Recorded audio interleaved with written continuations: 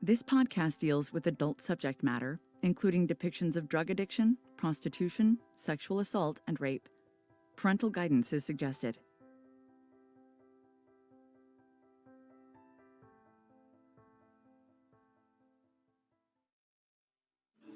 In the District Court of Oklahoma County, State of Oklahoma, the State of Oklahoma versus Daniel K. Holtzclaw, verdict, count 1, sexual battery. We, the jury, impaneled and sworn in the above entitled cause, do upon our oaths find as follows. Defendant is guilty of the crime of sexual battery and set punishment at 8 years. Count 5, guilty, punishment is set at 5 years. Count 8, guilty, punishment is set at 20 years. Count 10, guilty, punishment is set at 16 years. Count 11, guilty, punishment is set at 30 years. Count 13, guilty, punishment is set at 8 years. Count 14, guilty, punishment is set at 8 years. Count 15, guilty, punishment is set at 5 years. Count 16, guilty, punishment is set at 16 years. Count 27, guilty, punishment is set at 16 years. Count 28, guilty, punishment is set at 30 years. Count 29, guilty, punishment is set at 30 years. Count 30, guilty, punishment is set at 8 years. Count 31, guilty, punishment is set at 12 years. Count 32, guilty, punishment is set at 30 years. Count 33, guilty, punishment is set at 8 years. Count 34, guilty, punishment is set at 8 years. Is this your verdict, so say you all? All right, well, this will conclude the case of the State of Oklahoma versus Daniel K. Holtzclaw. The court is in recess. And with that, many people thought they knew everything they needed to know about the allegations, investigation, and conviction of former Oklahoma City police officer Daniel Holtzclaw. But what if I told you you have never been told the entire truth about this case? My name is Brian Bates. I'm a licensed private investigator, and I was a member of Daniel Holtzclaw's original criminal defense team. Officer Daniel Holtzclaw, with the police department for 3 years, is accused of raping and sexually assaulting women he pulled over while on the job. He said, come on, just a minute. I said, sir, I can't do this. I said, you're going to shoot. Your description of him. He's black. He's black male. What did your daughter tell you? She said, I met this really hot cop. So this is good evidence? Well, you tell me.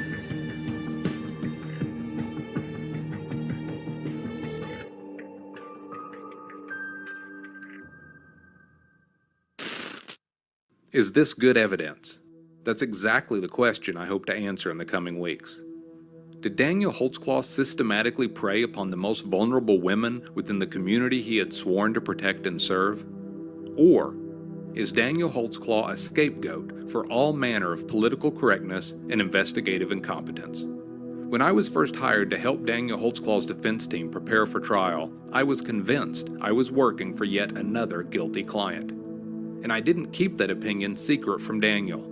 He had this routine. Every time we would meet, he would ask me if I thought he was guilty. And each time, I'd look him in the eye and I'd say, yes.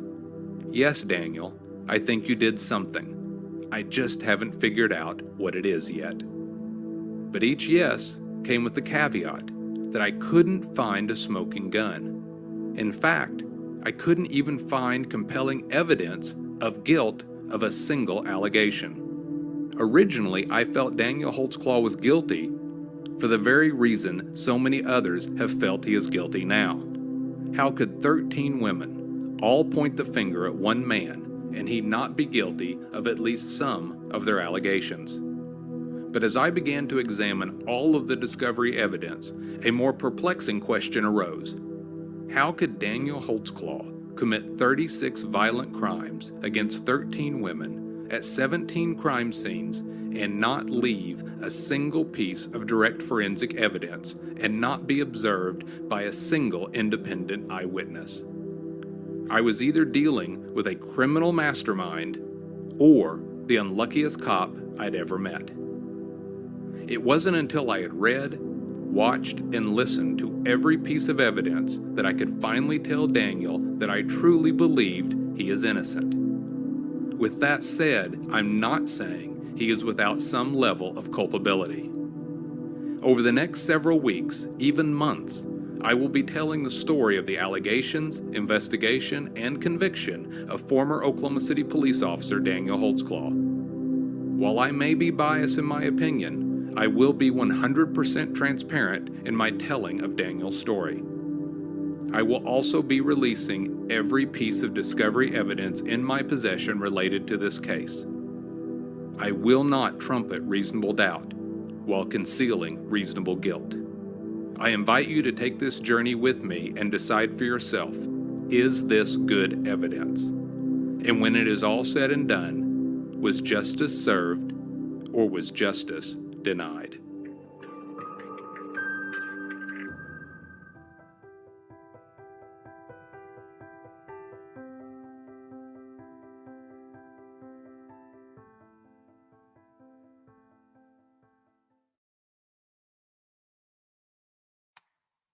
Hello and welcome to everybody in the chat and on the panel.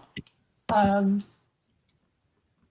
last few months have been really, really intense. At least for us, they have, about reading these trial transcripts. We have, I don't want to say made fun of, but we have laughed about a lot of it, made fun of a lot of it, I guess you could say, honestly. But not to make light of the accusations, whether you believe the accusations or not, and not to discount the seriousness of what it meant for Daniel. Before we go any further, I just want to remind everybody, especially if you're new, to please subscribe to the channel. I know that some of you are here for the first time or coming back and wanting to learn from the beginning of this case. So just, subscribe to my channel. If you're subscribed to Foul Play and watching on their YouTube, that's fine. I don't mind that. But please subscribe to my channel. Foul Play is streaming it with me just to help us reach a greater audience.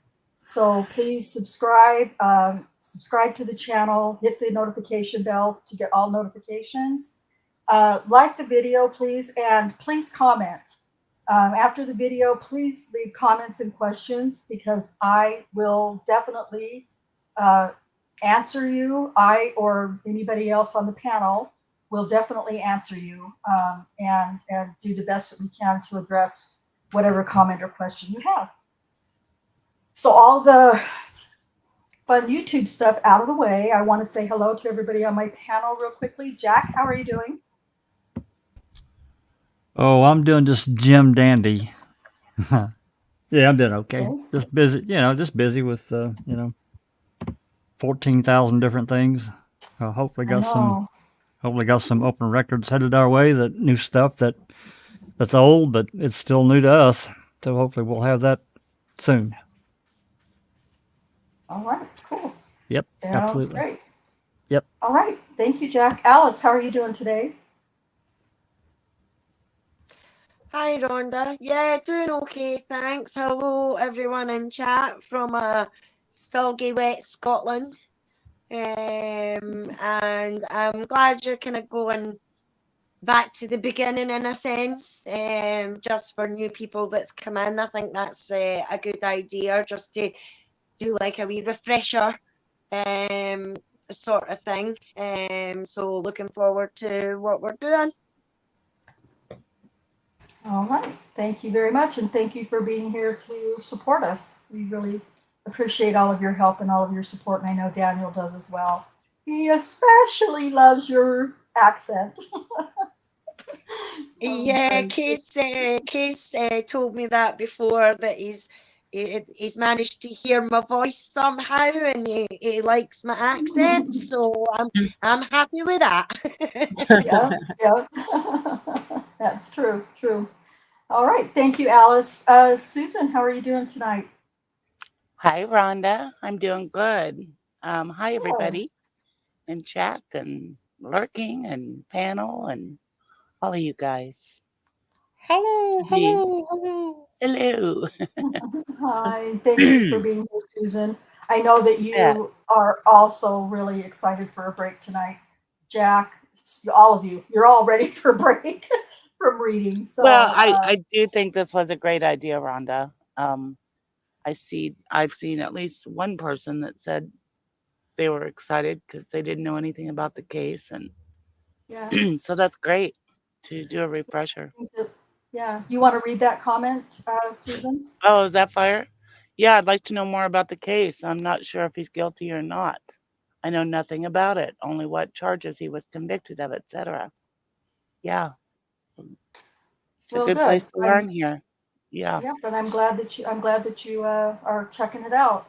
I will tell you, Zephyr, and anybody else who doesn't already know, I do have a very biased opinion, um, based on years of research and investigating, and I do have a very biased opinion. So I don't expect anybody else to just fall in line with my opinion or my belief or my conviction, uh, but to learn from the beginning to get facts and information that truly are in this case. I believe that this is, like Susan said, the right place to be, because we're not going to sugarcoat anything. We just tell what we see from documents that we've read, and Judge that's for pretty much it. yourself.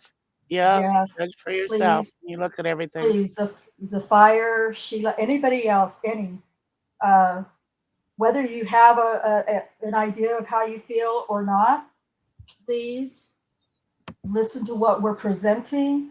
And, as we do new content, we put it in each accuser's room in the Discord. And I think one of the mods can probably link the Discord channel for you as well. And so that even after we finish the show, whether it's reading transcripts or police reports or other documents or whatever, you can go to Discord and read the document for yourself in your own time, in your own way, make your own notes, and all that stuff. So yes, like Susan said, please judge for yourself. Please come to a conclusion for yourself. Don't just take what I believe, and go with that. And in addition, if I could add, Rhonda and everyone, I think we would be remiss if we didn't also suggest the watching of Daniel in the Den by Michelle Malkin on YouTube. Definitely need to watch that. Yes. And Brian Bates' podcast, listen to him as you have time. I mean, you're not going to, there's many episodes that he did, but Brian Bates was the investigator for Scott Adams, right? Did I say that right? Yes. Yeah. So, and he did a ton of really good investigating, defense investigations behind the scenes. And without that, the case, you just probably going to believe whatever comes out of the state's mouth. And it's not, a lot of it's just misleading with what they did. And they tricked it. I mean, in my opinion, they pull a big fast one, in my opinion. And also within Brian Bates' first few podcasts, he plays the full 2-hour interview of Daniel Holtzclaw when the detectives brought him in. And then in a subsequent episode, he kind of goes over that and tears it apart a little bit. So yeah, that podcast is called Bates Investigates, and you can get it anywhere you get your podcasts. That's right. I don't want to pass up Cherie. Cherie, how are you doing tonight? I'm so glad you're able to be here on the panel with us. Hello, I'm doing well, and welcome everybody to Daniel Holtzclaw for Beginners. Yes, there you go. Yep, absolutely. And Kay, how are you doing this evening? Oh, I'm good. I'm a little bit crazy, kind of like Jack, going in a bunch of different directions.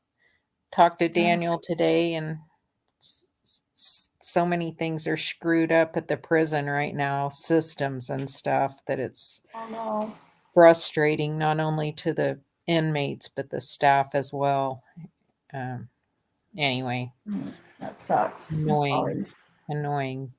But yeah, he's had some in-person visits, and he's gonna have some more in-person visits, so that's nice. He's looking forward to them. That's good. Yeah. While we're on that subject, a couple of things to kind of follow up with Kay. Also, to those of you who are new, many of us on the panel have contact with Daniel. For myself, I have not yet set up any sort. Well, there's not room for me on the list yet for phone conversations, but I do write to Daniel, and I know others on the panel have. And Kay speaks with Daniel on the phone quite frequently, or as often as he can, and she often gives updates from Daniel, about things like she just did, things that are going on, or things he's excited about, things he's annoyed about, just that kind of stuff. So you can get updates too directly from Daniel through Kay, which is really pretty nice if I do say so myself. There is an address. I'm kind of gearing this towards folks who really haven't listened to any of my shows until now. So I'm just kind of introducing you to some things. There is a Discord. It's called Daniel's Truth, and it's mostly dedicated to Daniel's wrongful conviction. Each accuser has their own room, and I'm slowly but surely getting information into each room as we cover each accuser.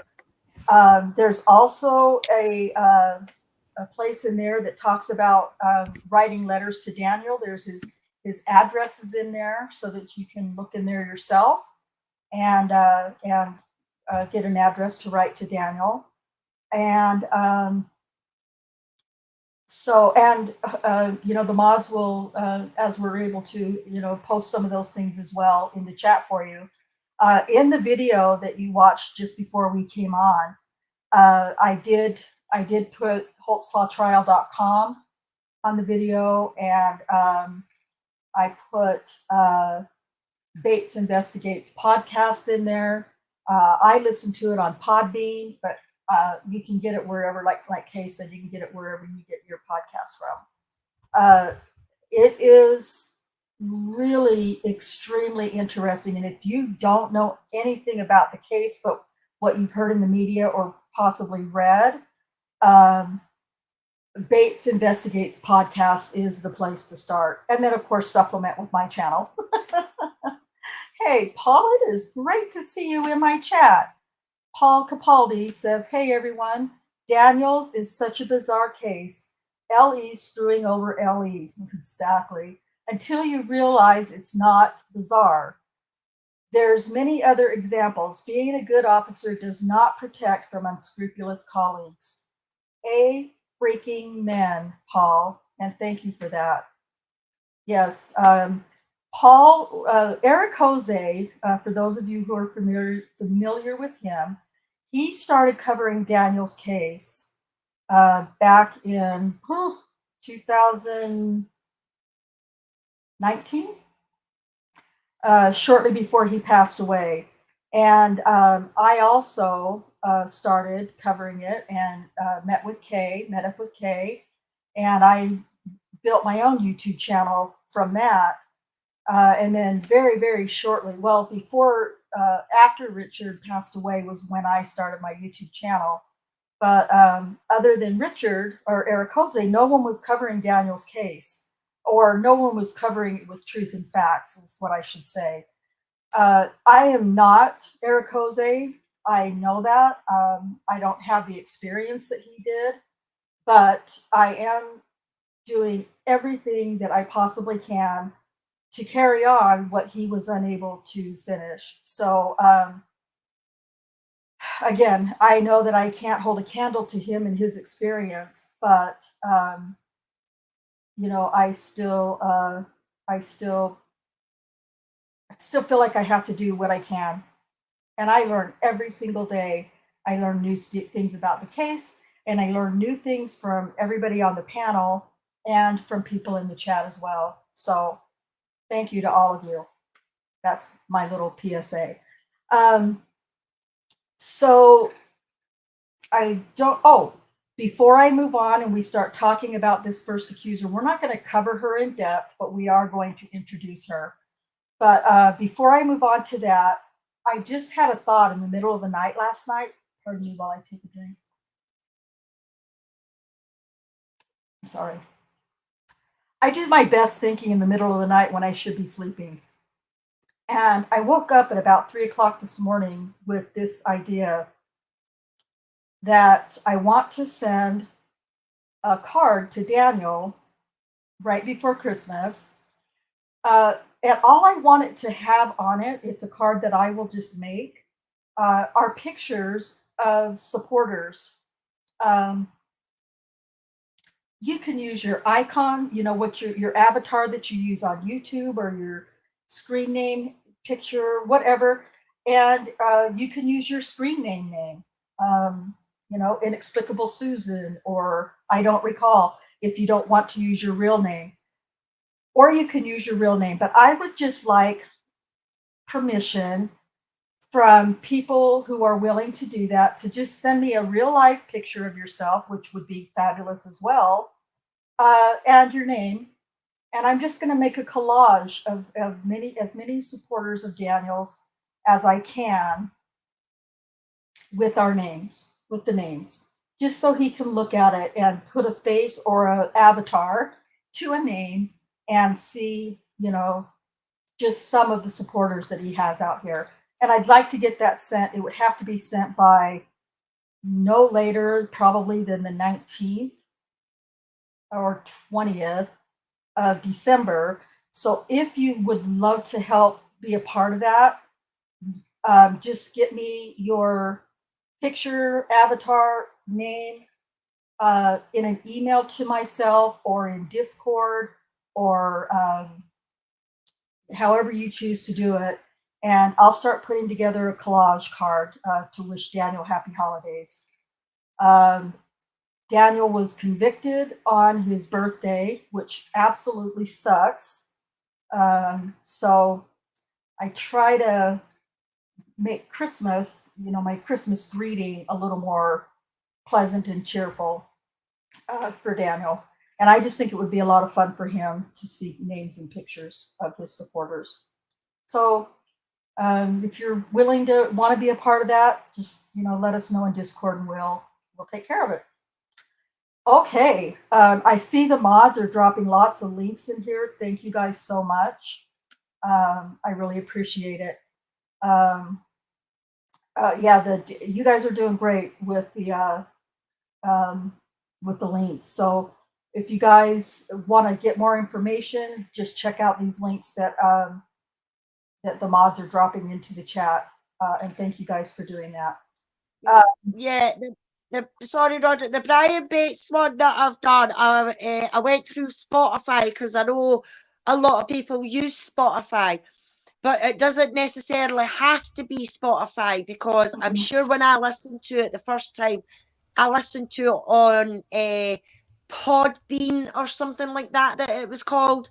So I can drop it. I can drop another link, Alice. Go ahead. I'm sorry. I just wanted to. Yeah, but I think you can get it on anywhere that you get your podcasts from. You know, if you just put in, if none of our links work, if you just put in Brian Bates Investigates, it should come up wherever you listen to your podcasts. But those links should work as well. Bates Investigates. Bates Investigates is the name, not Brian. Yeah. I mean, that would probably pop up in a search on the internet, but here, I got it for you. Podcasts, yeah, the proper is Bates Investigates, even though it does say the title. Did they change the title, Alice? It's Bates Investigates Podcast. Well, look how it's listed there. On Podbean? Okay. Oh, I was I'm down around. I'm no, off it the says, tracks here. Never mind. yeah, no, it says Bates Jeez, investigates, and we can do this for 30 minutes. Yeah. I put in his full name in Spotify. I put in Brian Bates investigates, and it brought me up the Bates investigates. So that's what I posted. Okay. It's okay. It's really easy. Google is whatever you might think of Google. I just did Bates Investigates podcast, and it gives you a little choice of places you can go. So yes. So I'm just kind of highlighting some of the comments that I've seen go by. If I see all the comments in StreamYard that come in from foul play. So if you see the same thing twice, it's just because I'm hitting it from foul play and from my chat as well. Again, if you haven't subscribed to my channel, one of the mods, I'm sure, will put my link into the channel as well. And no, Rhonda, we're going to put everybody else's link in, and we're not even going to put yours in. No chance. Oh, you're so funny. I'm also going to get with Jack after the new year, and we're going to plan. He's offered many times to do an open mic for Daniel's case, one that's a little more organized and put together than the first one I attempted to do, which didn't go very well in my opinion. So I was quite disappointed with how I We can do we can do better. We're smarter now. And we know more and That's have more right. information, and Yep. absolutely can do much better. Yep. And we'll wait till we get over some other things that are going on right now in open mic. So like I said, sometime after the new year, we'll get together and plan that for an open mic on Daniel's case in foul play. So, okay. I'm going to show some slides that we've had for a long time. Kay has worked for a couple of years now on this incredible timeline for Daniel's case, but not just from June 18th to present, but from things that were going on prior to when everything started to heat up and everything took place. We don't have that published yet. We will eventually have that published so that everyone can look at that on their own and really dissect it and take it in. But tonight what we're going to do is we're going to cover about 18, maybe 17 or 18 slides, just to introduce you to Janie Liggins' case. There is, and we'll discuss it at a later time, but there is another accuser who we kind of can put before the Janie Liggins accusation on June 18th, and we will do that at another time. But for now, we are going to start with just discuss Janie Liggins' case. Anybody on the panel have any more comments that you would like to make? Okay. Any questions or comments from the chat that we haven't talked about yet? I think we should get on with it. Let's do it. Okay, so, and like I said, panel, if any of you want to read, you can. Otherwise, I will just read. So on June 18th, 2014, at about 2 a.m., Officer Holtzclaw's shift ends. He leaves the Spring Lake briefing station. As he approaches 50th Street, he turns off his onboard computer, as he does after every shift. Janie Liggins, who he received a guilty verdict on, made her allegation on June 18th of 2014. The date that the alleged assault occurred was actually June 18th, 2014. Janie Liggins' SANE kit from June 18th, 2014 at 4 a.m. Was taken at the hospital. Janie Liggins alleges oral sodomy at around 2 a.m.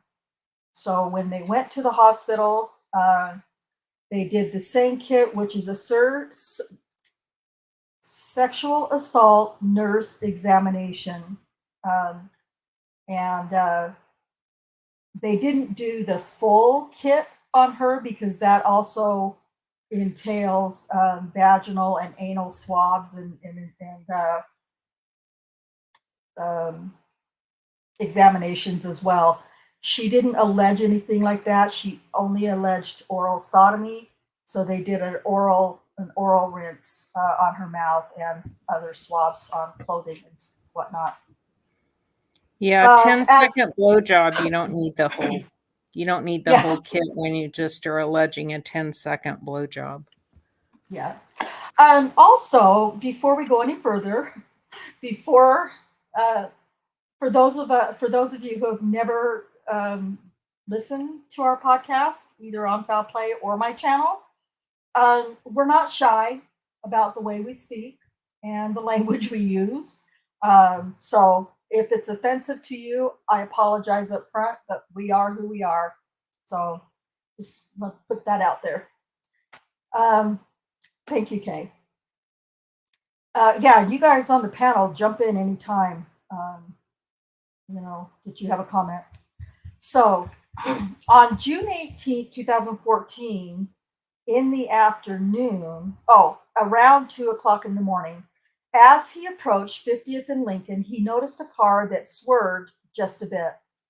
He pulled over Janie Liggins.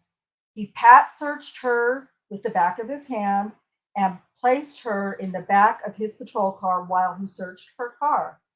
He let her go.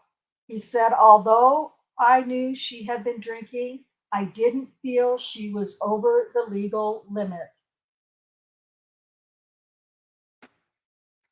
Holtzclaw pulled away from the traffic stop at about 2:17 a.m. and drove home. When he got home, he attempted to have sex with his girlfriend, who had used a sleeping aid on that night and on many nights. So he attempted to have sex with her. She was too tired, so he was just like, F it, and went to sleep, went to bed. Janie Liggins says she went home and told her daughter what happened at the traffic stop, her version of what happened. They say they tried to call and go to the Spring Lake station, but the doors were locked. Finally, they see some officers in a parking lot and stop to report the assault at about 3:40 a.m. Officers who were involved at that particular place at 3:23 a.m., Officer Anthony Carter.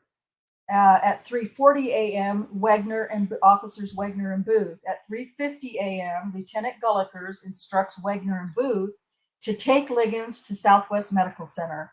At 4:06 a.m., Gullikers contacts sex crimes detective Kim Davis. 4:22 a.m., Gullikers notifies Captain Ron Basie and is told to contact Lieutenant Tim Musney, who was the lieutenant in the sex crimes unit. At 4:25 a.m., Lieutenant Musney meets Lieutenant Brian Taylor and Officer Wegner at 50th and Lincoln. I need to say here that Lieutenant Brian Taylor is the son of Elaine Taylor, who was the Oklahoma City crime lab analyst who, what's the word I'm looking for, guys? She did the testing on the uniform pants. Analyzed, thank you. Analyzed the uniform pants that Daniel had been wearing on June 18th. So Brian Taylor is her son. What's even more concerning is that Rocky Gregory, Detective Rocky Gregory, who's also a sex crime detective, who is also a part of this case, is Elaine Taylor's, or was Elaine Taylor's son-in-law and Brian Taylor's brother-in-law. Rocky Gregory was married to Elaine Taylor's daughter, Teresa. I just wanted to throw that in there while we were on it. At 4:39 a.m., Lieutenant Musney tells Gullikers that he is taking over. Detective Rocky Gregory says he typed the report from Terry Morris, who we'll cover at a later date, from a June 3rd, 2014 interview on the morning of June 18th because, quote unquote, it was quiet in the office. And as you learn more about this case, that will actually make more sense to you. Officer Daniel Holtzclaw reported for lineup at 4 p.m. on June 18th, 2014. Little did he know that he would be stripped of his career that afternoon. He will later be accused of assaulting 3 women during and after this particular shift that actually goes, he starts his shift at 4 o'clock in the afternoon on one day, so on June 17th. By the time his shift ends, it's 2 a.m. the following morning. This particular shift was June 18th at 2 a.m. So later, much later into the investigation, I use the word loosely, he will be accused of assaulting 3 women during and after the June 17th, 18th shift. Officer Holtzclaw reports to lineup at 4 p.m. When second shift is asked if anyone pulled someone over on 50th and Lincoln, he immediately tells them about his after-hours stop. He's taken to Captain Clifton's office, where he agrees to be photographed. Holtzclaw agrees to go downtown with detectives Rocky Gregory and Kim Davis, where he fully cooperates in a 2-hour-long, ridiculous, inappropriate, awful, read technique filled interview. He agreed to a polygraph, responded yes when asked if he wanted to see the video they claimed to have from the assault, because they claim this video hands down shows him exposing himself and forcing Liggins to put his penis in her mouth. Didn't happen. It doesn't show that at all. He allowed them to collect his DNA, and he is immediately stripped of his gun, badge, uniform, pants, and belt, and placed on paid administrative leave, and he is given a ride home. At the interrogation, Holtzclaw pants, belt are taken as evidence.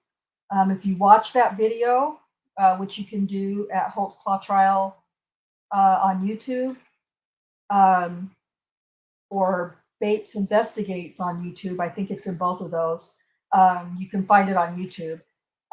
You can watch the entire unredacted video, and you can see at the end of the video when Rocky Gregory takes his uniform pants, how he just takes a brown paper sack, shakes it open, puts his hand in to open up the bottom of it and everything, and he does this without wearing any gloves at all, which a lot of people, myself included, feel like I can't say it's a violation, but it's very poor practice when evidence. Yeah, well, it is a violation, Rhonda, because he's just contaminated any evidence by doing that. We know about touch DNA and everything like that. What's to say none of that DNA came off of him? Right. Oh, yeah. You know, and that's something that, has never been allowed, as far as I know, is a DNA no. sample from Rocky Gregory. So, but, one should be obtained, but that hasn't been done. So, thank you, Alice. Is someone Uh, eating Cheetos? I am not eating anything. No one's eating Cheetos? No, ma'am. I'm muted. Are you I think eating maybe Cheetos? I think maybe Kay's eating some Cheetos. What No, I'm I'm not. Oh, I was muted. oh, not me. No Cheetos. I'm not a fan of Cheetos. Is it my voice? I might be sounding, I don't know, it might be me. But I'm not eating Cheetos. JD's eating toast. There you go. There's the culprit. JD. Okay. So, Liam sorry, Rhonda. Liam says there's nothing particularly wrong with the read technique when properly applied and used by someone who isn't a crayon muncher.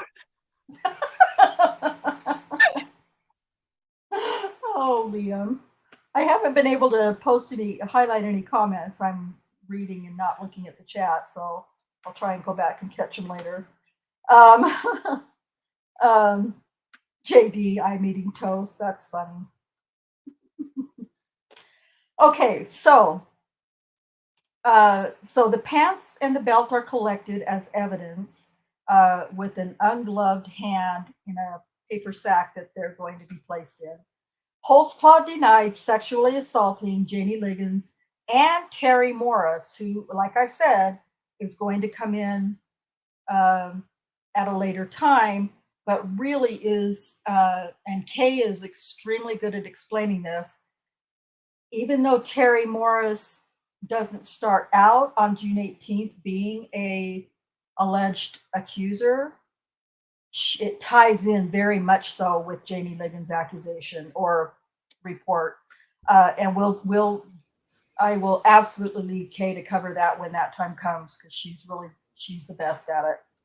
But Holtzclaw, because it says that he denied assaulting Janie Liggins and Terry Morris, because in that interrogation video, Rocky Gregory brings up Terry Morris and asks Daniel if he remembers having any contact with her. That, like I said, that's all going to make sense when it comes into context. Detectives lied and claimed that pubic hairs have been found by CSI in his patrol car. Holtzclaw said those pubic hairs could not be his, and he did not pull his penis out. He said he has never had his penis out while working, and he has never had sex in the backseat of his patrol car. Detectives lied and said, quote, "We can watch a whole lot of actions being performed on the surveillance video of the Janie Liggins stop while you were there," end quote. When asked if he would like to see the video, Holtzclaw says yes. Holtzclaw gave permission for his DNA to be taken, wanted it to be processed quickly to clear his name, and told detectives, go with the same exam and base their conclusions off the DNA testing results, even after Detective Davis explained they can get DNA from skin cells and pre-ejaculate. Daniel was very anxious to take a polygraph and to get all the DNA testing done, and he wanted to see the video, which was never shown to him because nothing was clear. There was nothing to see on the video, although they led him to believe there was.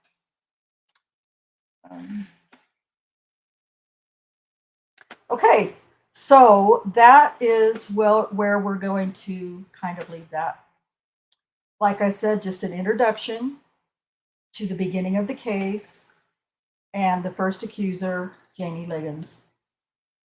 I would love to answer questions, or anybody on the panel to answer questions from anybody in the chat. If you have questions or something that you want to clear up or clarify, or hit us with your best shots. I think we should discuss Janie Liggins and her possible motivations behind what she did and the motivations behind law enforcement and what they did. And I think maybe Kay is the best at explaining that. Yeah, I agree. Okay. No, So pressure. No pressure to perform, Kay. Don't worry about it. It's no, fine. no, I mean, so Rhonda, put that. Oh my gosh, my dog's being ridiculous. Can you guys chat amongst yourself for 30 seconds while I go pin him? No, we're not really able to talk that much by ourselves. We're kind of shy. Yeah, great suggestion, Susan. Because Yeah, because I that mean that's the whole start of the case, and exactly, people wonder, you know, what would be her motive? Why would she do such a thing? And why would law enforcement do such a thing? And there is a lot behind both of those. exactly. That's true. And That was my biggest hurdle to get over in the beginning is why, and what, Kay explains is a good Me explanation. too, Cherie. That was my biggest hurdle also, Janie Liggins. yeah, right. So The only reason that why she did it is very confusing. Of course, it doesn't make sense to me. But the fact that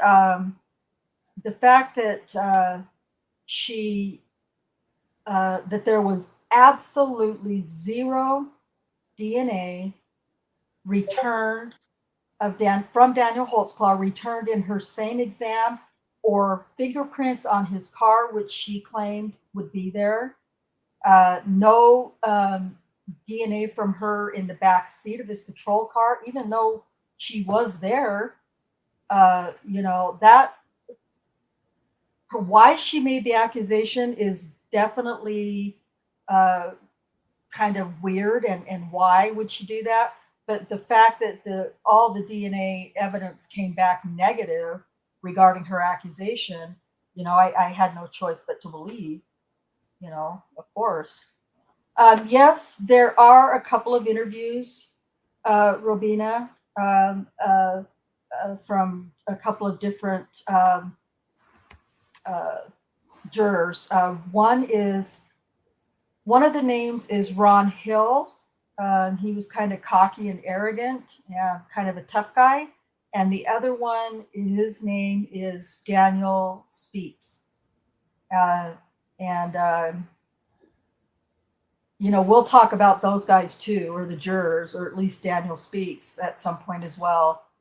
He was in a sad situation while he was serving on the jury, but they did do interviews with the media. I cannot put my hands on those interviews clips right now because those aren't something that I search very often. So one I'm of back. them, okay. Let me answer this question really Yeah, quick go ahead. from Robina. Am I saying your name correctly? Is it Robina or Robina? No, it doesn't matter. You can't respond verbally. I just wondered why they voted guilty. So Daniel Speaks said that basically it was the DNA that convinced the jurors that he was guilty. And that is incredibly problematic. I know that some of the mods have been posting Dr. Silkman's video DNA presentation that he did on my channel. I think it was last year sometime. And he breaks down the DNA in the case very, very well. And for the first time, it made sense to me and I understood it. So maybe if one of the mods could drop the standalone presentation once again, just so it's easy to find. Not to mention that Giger lied to the jury about the DNA. Yes. That was the biggest thing. Yeah, and he lied. Saying that it was vaginal DNA when that just wasn't true. There was no test done to say that it was vaginal, and it was a tiny, tiny, tiny amount. Yes. And not Like only that, cancer. but he lied about it in the rebuttal to Scott Adams' closing argument. Yeah. And the defense One of doesn't the get last it. things they Go back. heard. Yeah. Yeah. And that's And what the both of, jurors said. Go ahead. yeah, that's what I was going to say.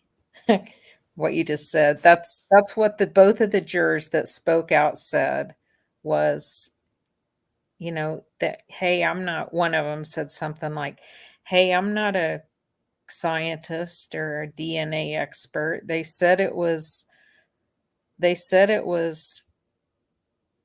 vaginal fluid from the, you know, from the victim, and so that's what they said it was, so we believed that.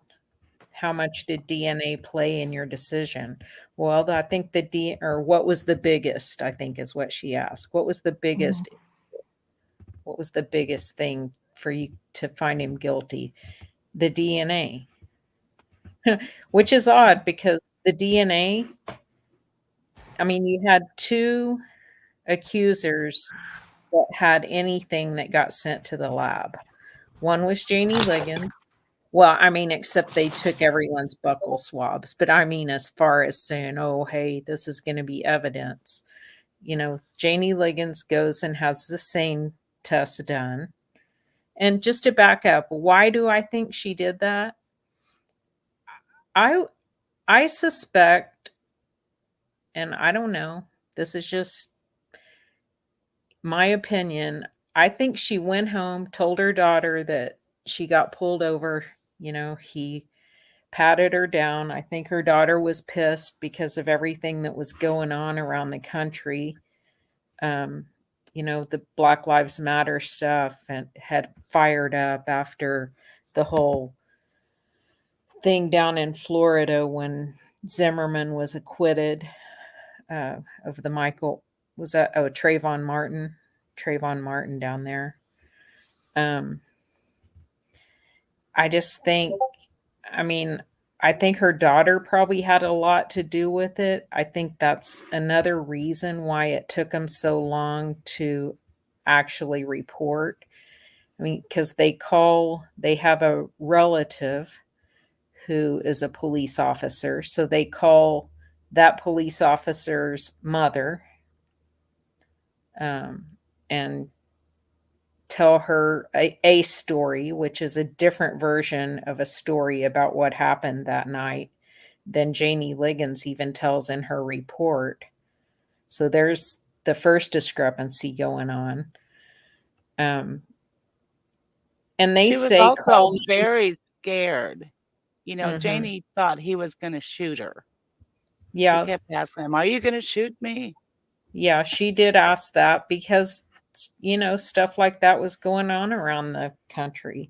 You know, and she probably told her daughter that too. I thought he was going to shoot me. He was a really big guy. He was scary. I was scared. I was alone out there at night with him. I don't know. Maybe that's part of her story that's true, is that she was scared. But I think her daughter influenced the false allegations. You know, they don't call 911 to have an officer come out and take the report like the police officer advised his mom to tell them to do. They don't do that. They get into the car. There are more discrepancies between Janie's testimony, her daughter's testimony, Janie's boyfriend's testimony, Marissa's, the daughter's boyfriend's statement about who did what that evening when Janie came in, who was where, who was awake, who was asleep. When they took off to go try to report it, who all went, where did they go? I mean, all that stuff is all scrambled up when you start reading statements from the different people that were there. I mean, so there are so many discrepancies early on that should have been heeded by the detectives, but I mean, they seemingly right away, someone made a decision that Daniel was going down for this, that's how it was going to be handled. He I think didn't it was call it in. also, sorry, Kay, I just No, want go to ahead. reiterate, I think it was also a really big deal that Janie had claimed that Daniel had his hands on top of the car and that she had her hands.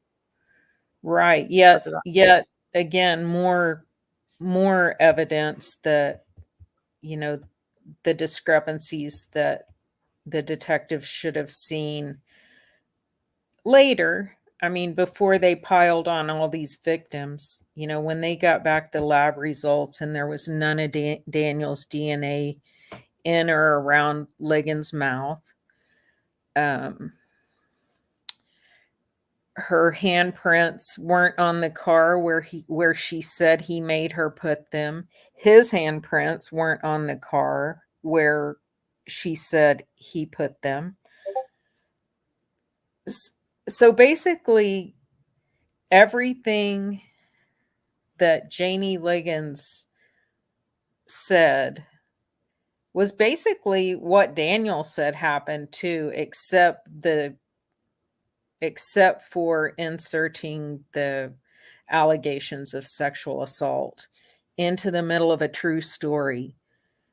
And so, what they had to look at was what Liggins was saying and trying to test what she said against Daniel's story. And they just ignored the signs that everything that was exculpatory to Daniel that didn't hold any value to these detectives at all.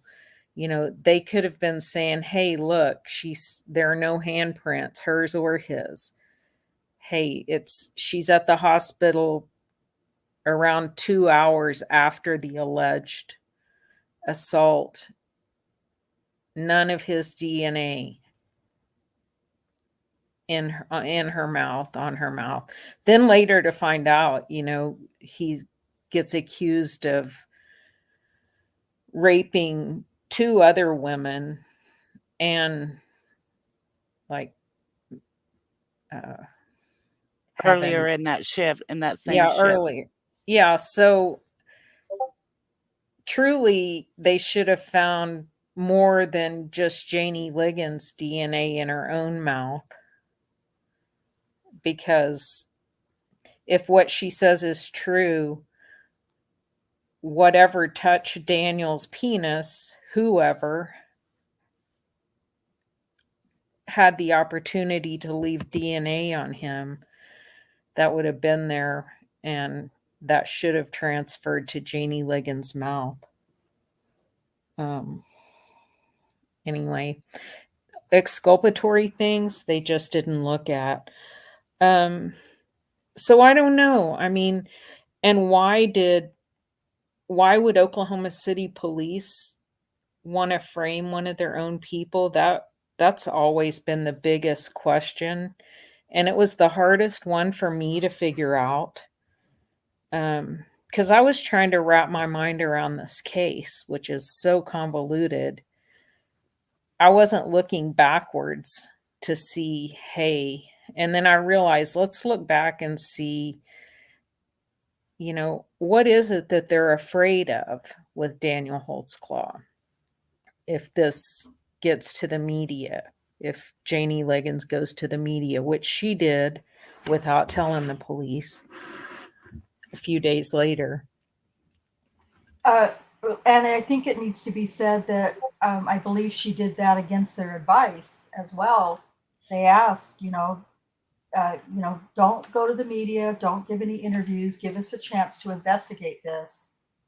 And she said, well, I think she was heavily influenced by her daughter and the Black Lives, the BLM movement. I really do. But even after they advised her and told her, let us investigate, before you start doing interviews, or speaking to the media. 4 days later, Janie Liggins was at the local news station giving an interview in shadow about this. At that point, this is my own opinion. At that point, the detectives are like, well, fuck, now we've got to do something, because now we have what appears to be, even though it's not the case, a white cop assaulting a black female. BLM is already getting started, and the local chapter, organized by Grace Franklin, is already in force, is already working. And Oklahoma City is a brand new city. It's, the whole, Kay would explain the MAPS project much better, but Oklahoma City had transformed from its old rundown, cowboy looking days to, what was becoming a beautiful city, with lots of community areas to gather in and to, shop in. It was, so imagine a black woman goes to the media and is backed by BLM and says that a white police officer sexually assaulted her. I would imagine that the detectives and the lieutenants and the sex crimes, everybody are going, holy shit, we gotta get in front of this. Yeah. I want to back up just a tick, because I mean, that's a good point you made about MAPS, and I was coming up on that. But what I thought about when I was trying to figure out the why part of it is, okay, they're going to look at Daniel. Let's hear about Daniel's history as a cop, because we know that he was barely even off of his probationary period for being a new hire before he was assigned to a stint on the gang unit, which is kind of unheard of for a brand new cop to land a gig like that. And he was really excited about it. And I mean, for those of you who haven't seen a photo of Daniel's physique, he is he is just a huge presence. He's a great big guy. He's a bodybuilder. He was dedicated to it. He was a football player his whole life. He's always been about building his body strong and fitness. He was training to compete in some lifting competitions, so he was super muscled up. They give him a hard time about steroids, but he never took steroids like some bodybuilders do, because unlike a lot of bodybuilders, he played football at a high level his whole life. Yeah, that's exactly it, Kate. And I'm talking from experience, because I was a bodybuilder as well. And to get the physique that Daniel has got, if you work at it and you take your proteins and your vitamins, and you live on chicken and raw eggs, and because I can see Daniel in the kitchen breaking some eggs into a glass and drinking the eggs and things like that, because my dad and that used to do it, and they used to go to bodybuilding competitions and they never used steroids. They just worked, they were at the gym 5-6 days a week for hours on end. If you're prepared to put in hard work, then you can get the build that Daniel had, no problem, without steroids. Yeah, and we used to call that cheating, because that's cheating in my eyes as a bodybuilder.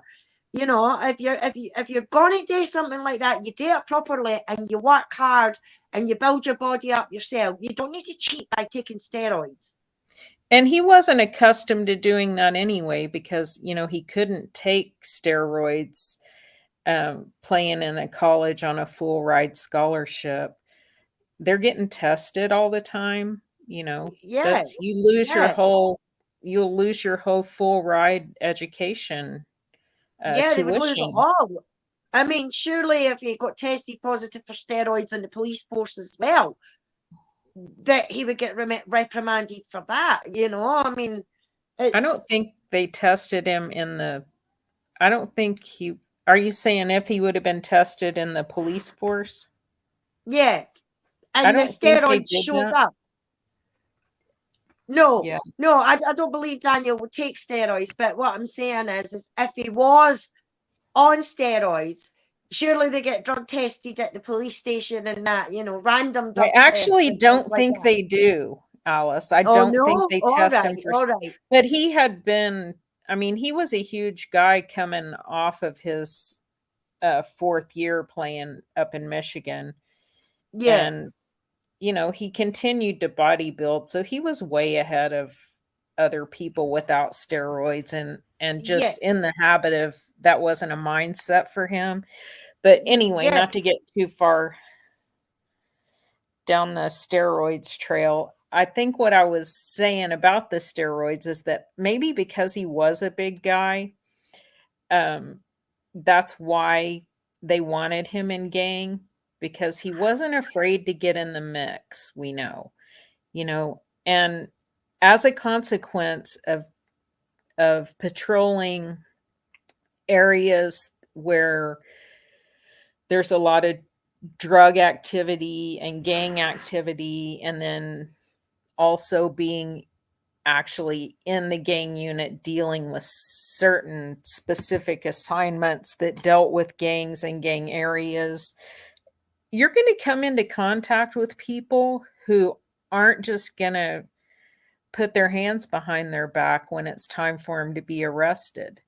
And as a consequence of that, you're going to get, whether it's, and you're supposed to self report all of your use of force allegations or incidents.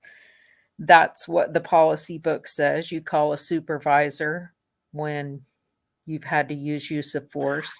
Well, Daniel was doing that, and he had quite a few use of force. Um, I mean, I say allegations, but incidents, reports, excuse me, which he, was investigated and cleared on based on the circumstances of how they happened. But that's not going to look good to a public who is going to scrutinize him over this after hours traffic stop, because it didn't look good that he had turned his computer off. People don't want to hear, oh, that was his habit, he did it all the time. But at trial, it was proven by the defense that that was exactly true. That was his routine, it was his habit. Was it against policy? It was against like a 2-month-old policy, I think, if I'm remembering the memo date correctly, that Yes. you should leave your computer on if you have a take-home car the whole time that you're in it. So, from door to door, you don't turn it off on the way home, and you turn it on the way to work instead of wait until you get there. But he was used to doing this thing he did where he would shut it down on his way home, and already starting the process of unwinding, and he pulled her over, and that does not look good. But her It's not the unheard of, though, evidence for yeah, the evidence doesn't match her story. And it does match his story. So why did they not believe him? I think they were terrified that the public was going to be Okay, outraged, that people were going to come to Oklahoma City and protest, that there might be riots in Oklahoma City, which has been through, like Rhonda said, a huge rejuvenation through the MAPS projects. And I think they decided right away quickly to sacrifice him. Go ahead, yeah, Alice. Okay, I don't know if I've asked this question before, but how long did it take Daniel to go from the police station to his house? If you know, I think like about 20 minutes. about 20 minutes, right? So, in my opinion, then that explains why he would start switching down the computer in the car. If it only takes him 20 minutes to get home, he's no one to sit out in the car in the driveway for the next 5-10 minutes when he gets home to shut down the computer. So he's doing it on the way home, so that when he gets to the driveway, it's just a case of getting out the motor, locking it up, and getting in the house, getting changed, going for a shower, going to the gym, or whatever it was that he did. So I would also mean, think that he wouldn't have to take any calls that might come yeah, in. exactly, Susan. Yeah. So I don't see any nefariousness in him switching off the computer. Yeah, but he was stupid to not turn it back on and call her in, or at least radio her in. Yeah, He could have called her in on his cell phone and placed himself out with her. I mean, and I don't know if he was thinking about not wanting to turn his computer back on, just figuring this out. But, I think, and Daniel agrees that, when these things, just investigating things, and you are taking control of people when you investigate a situation. I think it does. I mean, you are in power, you are in control of that situation. You are handling it. And I think in retrospect, Daniel sees that there were things like not following this policy, things that he thought, oh, that's no big deal, that, he described that sort of thing of his thinking as not, he doesn't have a big ego, but that was kind of something that, his ego probably needed to be checked on that, because he did need to be following those rules. Those were in place to keep him safe. Not that they didn't go ahead and continue to use his own police records against him to pile on all the rest of the accusers, because they absolutely did. So it's not like that was exactly going to keep him safe if he would have called her in. But it was the first thing that was going to look real bad and be hard to explain, because it sounds terrible. After Then hours traffic stop. I'll just say that Daniel had no idea there was a single black woman in that car when he pulled it over. No, he couldn't have known. The windows he were could tinted, not have known. Were heavily tinted, actually. Yeah. He just saw her swerve in front of him and thought that she might be a drunk driver. Mm-hmm. Yeah. And he addresses that quite well in his interrogation video. He addresses that, and I just want to back up just a little bit to the bodybuilding. Rocky Gregory hounds the hell out of him about his supplements and his working out, and well, what supplements do they make you kind of angry? He was trying to imply roid rage, of course. Daniel said that he would not risk, when he was in college, he was not going to risk his full ride scholarship by taking steroids while he was playing college football. So he addressed that pretty well, I felt like, in his interrogation. And I think that needs to be said. and I shared a Well, picture of him, so you can kind of get an idea of the freaking muscles on this dude. Man, he's got some guns. So he's Yeah, locked and loaded. yeah, exactly, Rhonda. And the pictures that I seen him, that is hard work. That's nothing to do with steroids or anything like that. That is just sheer hard work and eating properly. That's basically what it is. Yeah, you take some supplements here or there. I mean, it was brewer's yeast and something else when we were doing it, when I was growing up and we were doing it. And like I said, I see my diet and the raw eggs and everything like that. Eating well and working well, working out well in the gym, you can get to Daniel's size without any steroids. But not only that, the ones that are on steroids, you can tell it's a roid body, and Daniel's is not that. He is a bulky guy. So I can totally understand how the gang unit would have wanted him. I really, really do. Yeah. Yeah. Well. And then we also have the fact that Blinkwinkle, what's her name? Kim Davis. Kim Davis says she did the interview with Janie Liggins. She went to the hospital. And she said she believed her.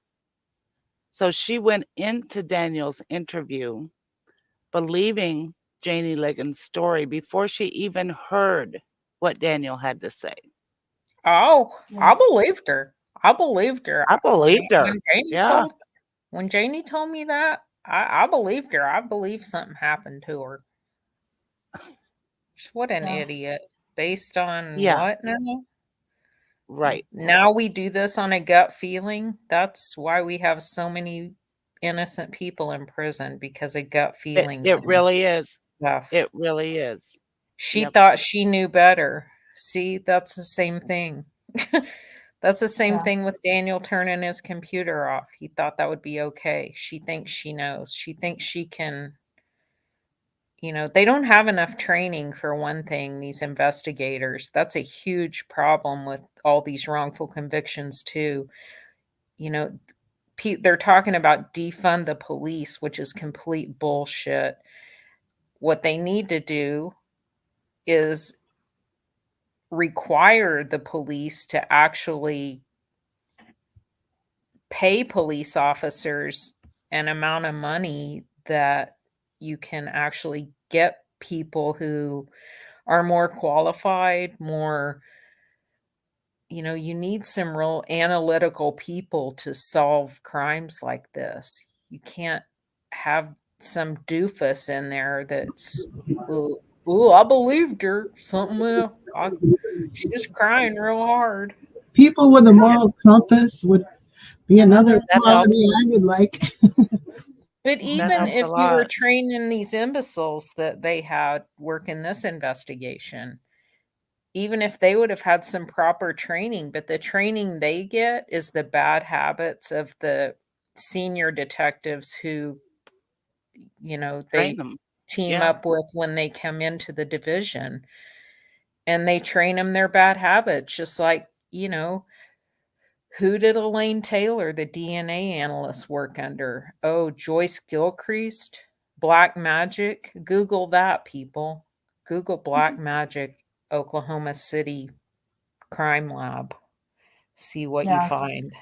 There's a lot to find about Gilchrist when you Google her name. I also, you know me, I'm always trying to plug a video, but there's also a couple of videos that we did very early on. Maybe in my second year of just covering Joyce Gilchrist and Elaine Taylor. So if you want to try to find those as well, you can, because here's the thing, it's not, this is a very long systemic problem in Oklahoma City, dating way, way back, many, many years, many DAs ago. And So, it's just a legacy that they seem to carry on, and they seem to be quite proud of it, quite honestly.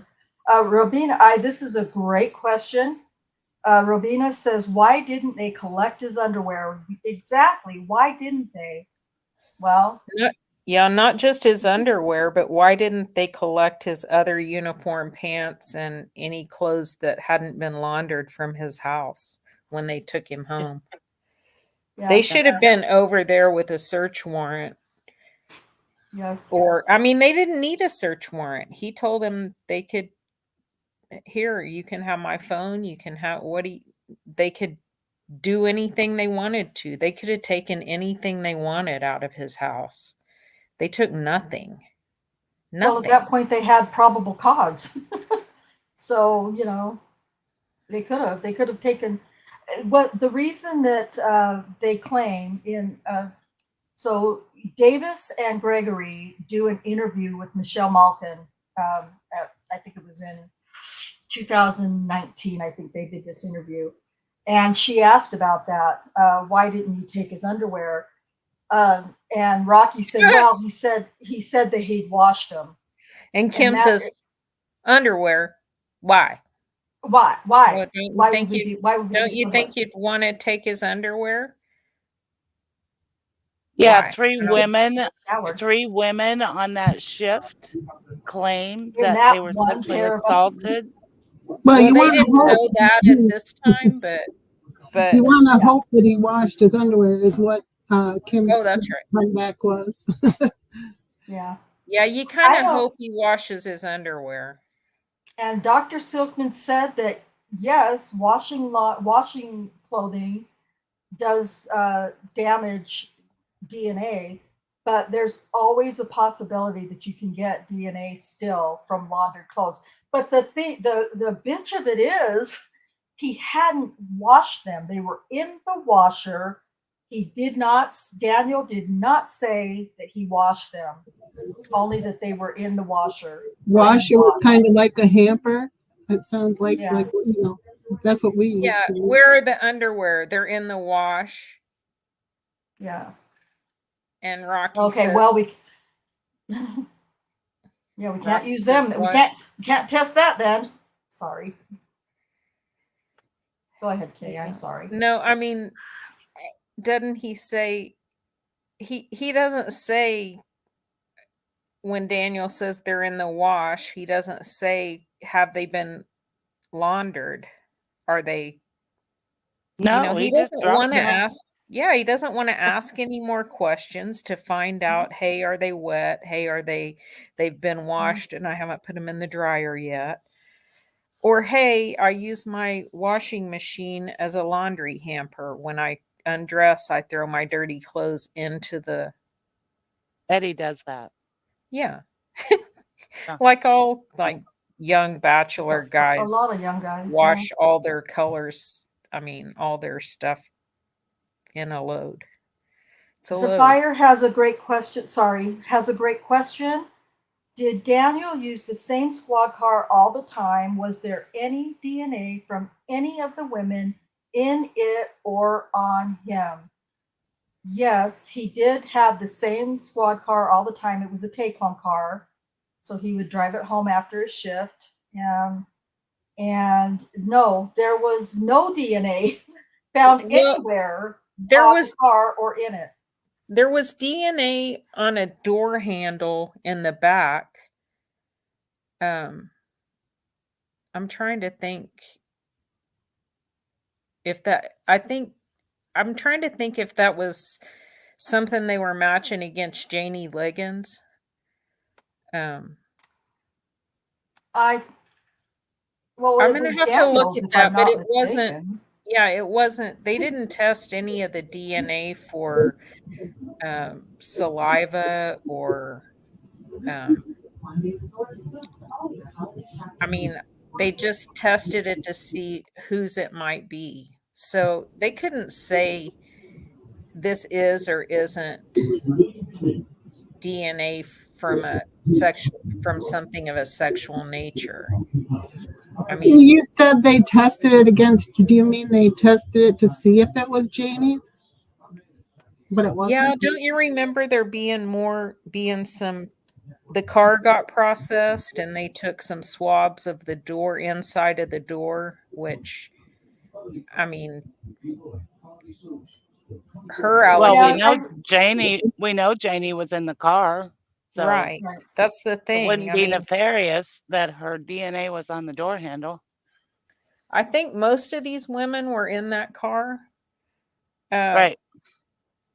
yeah. I think not all of them, but obviously he was standing outside when he was talking to Sherry Ellis. He was outside the car. He didn't put her in the car. He didn't put her in the car and drive her through the park. They talked on the outside of the car. You can hear that in the radio traffic. They're on the outside of the car. They're outdoors. Sheila has a great question as well. Didn't he use a black and white for a little bit? He did in the very beginning of his, probably in his rookie year for a short time. And I think there was once, maybe twice, that he used a black and white for, I think, one day because he had had an accident in his new car, in his Ford Interceptor, but not on a regular basis. He was what, 3 years on the force? Mm-hmm. Right. Yeah. And none of the black and white use days were during this. Right. During any assault allegation. Yeah. None were during any of these allegation time period. But Rocky definitely tried to make it so.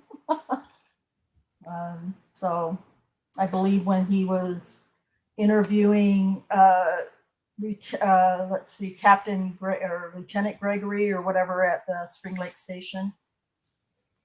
So, some things came out, and I'm trying to think if it was in Michelle Malkin's interview with Detective Kim Davis and Detective Rocky Gregory.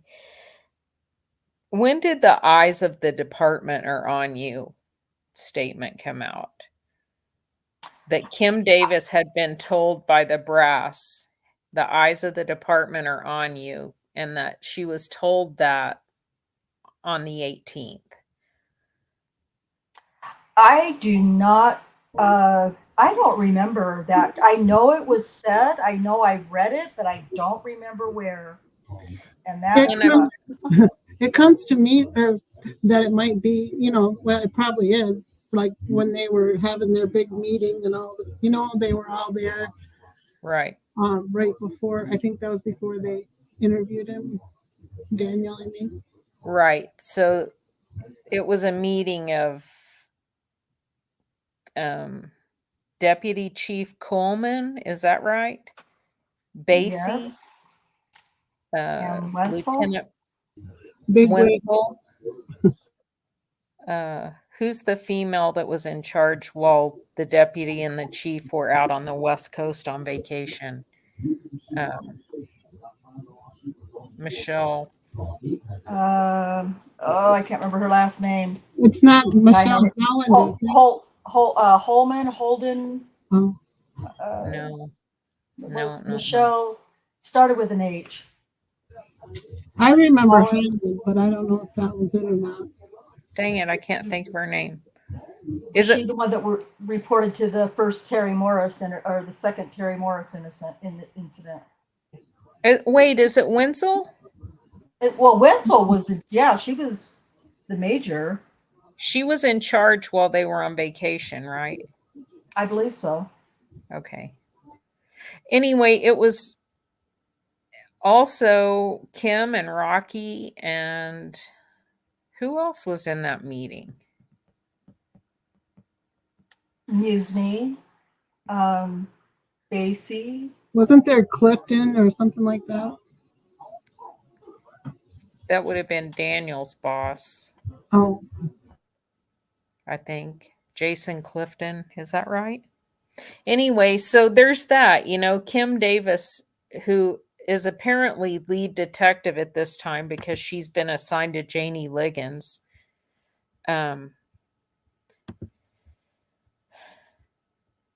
So when they say the eyes of the department are on you to Kim, they haven't. Does Rocky already know, hey, I'm going to question him this afternoon about Terry Morris? Because this is someone who Daniel had stopped, who he had an interaction with. And then several weeks later, after Daniel's interaction with her, she ends up getting the police called on her in a 911 call because she's in her ex-boyfriend's car and she's unhappy that he has a new girlfriend, and she's basically destroying his car. So he calls the cops on her. When she realizes that the cops are coming, she says, "You called the same motherfuckers that raped me?" So did she say that because she truly was raped? Well, not raped. She keeps saying rape, but then her allegations are not rape. They're oral sodomy, right? Yeah. We're talking, just in case somebody might have missed it, this is now talking about Terry Morris. This is the accuser that, because at this point, what you have is you don't have any evidence to charge Daniel for a crime against Janie Liggins. What are they going to use as evidence to charge him? Because they have nothing. They have his story, her story, and then they have the negative SANE kit, and they have the negative prints on the car. They don't really have anything else. They have this grainy video that doesn't show anything from a building's exterior security cameras.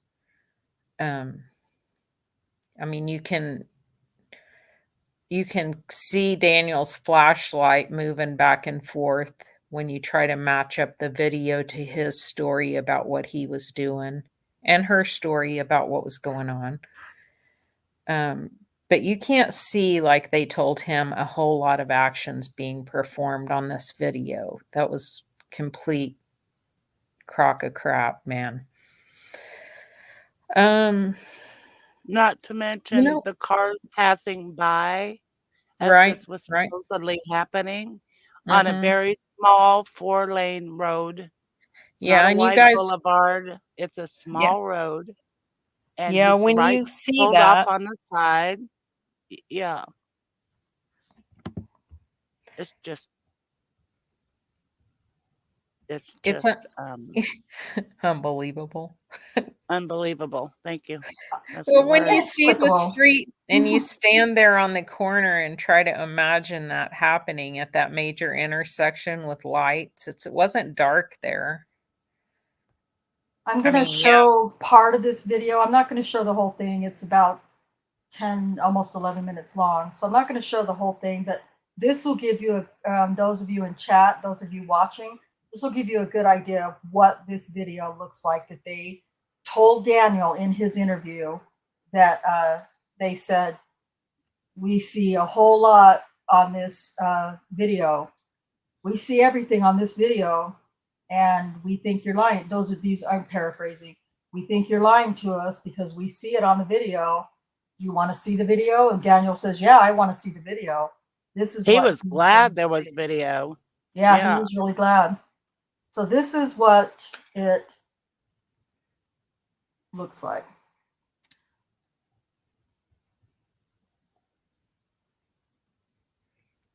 So that's the intersection itself, but here's what it looks like. That is the video that they told Daniel. And up in the front, you can see Liggins' car up here. Or not, yeah, that's, no, her car is, it's hard to tell. No, you were right.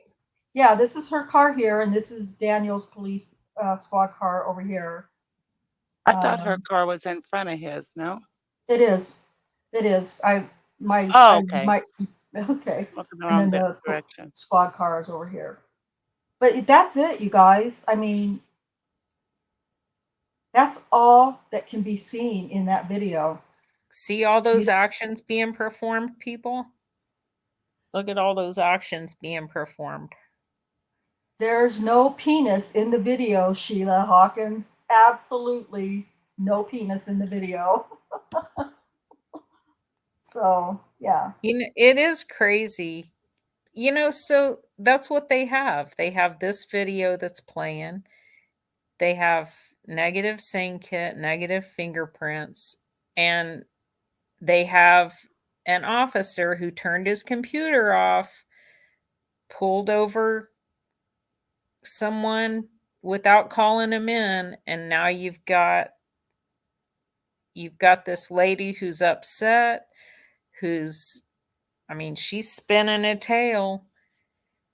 You see throughout this whole thing, as the interviews that she did, especially after the trial, she loves her celebrity status of Yeah. being And the grandma.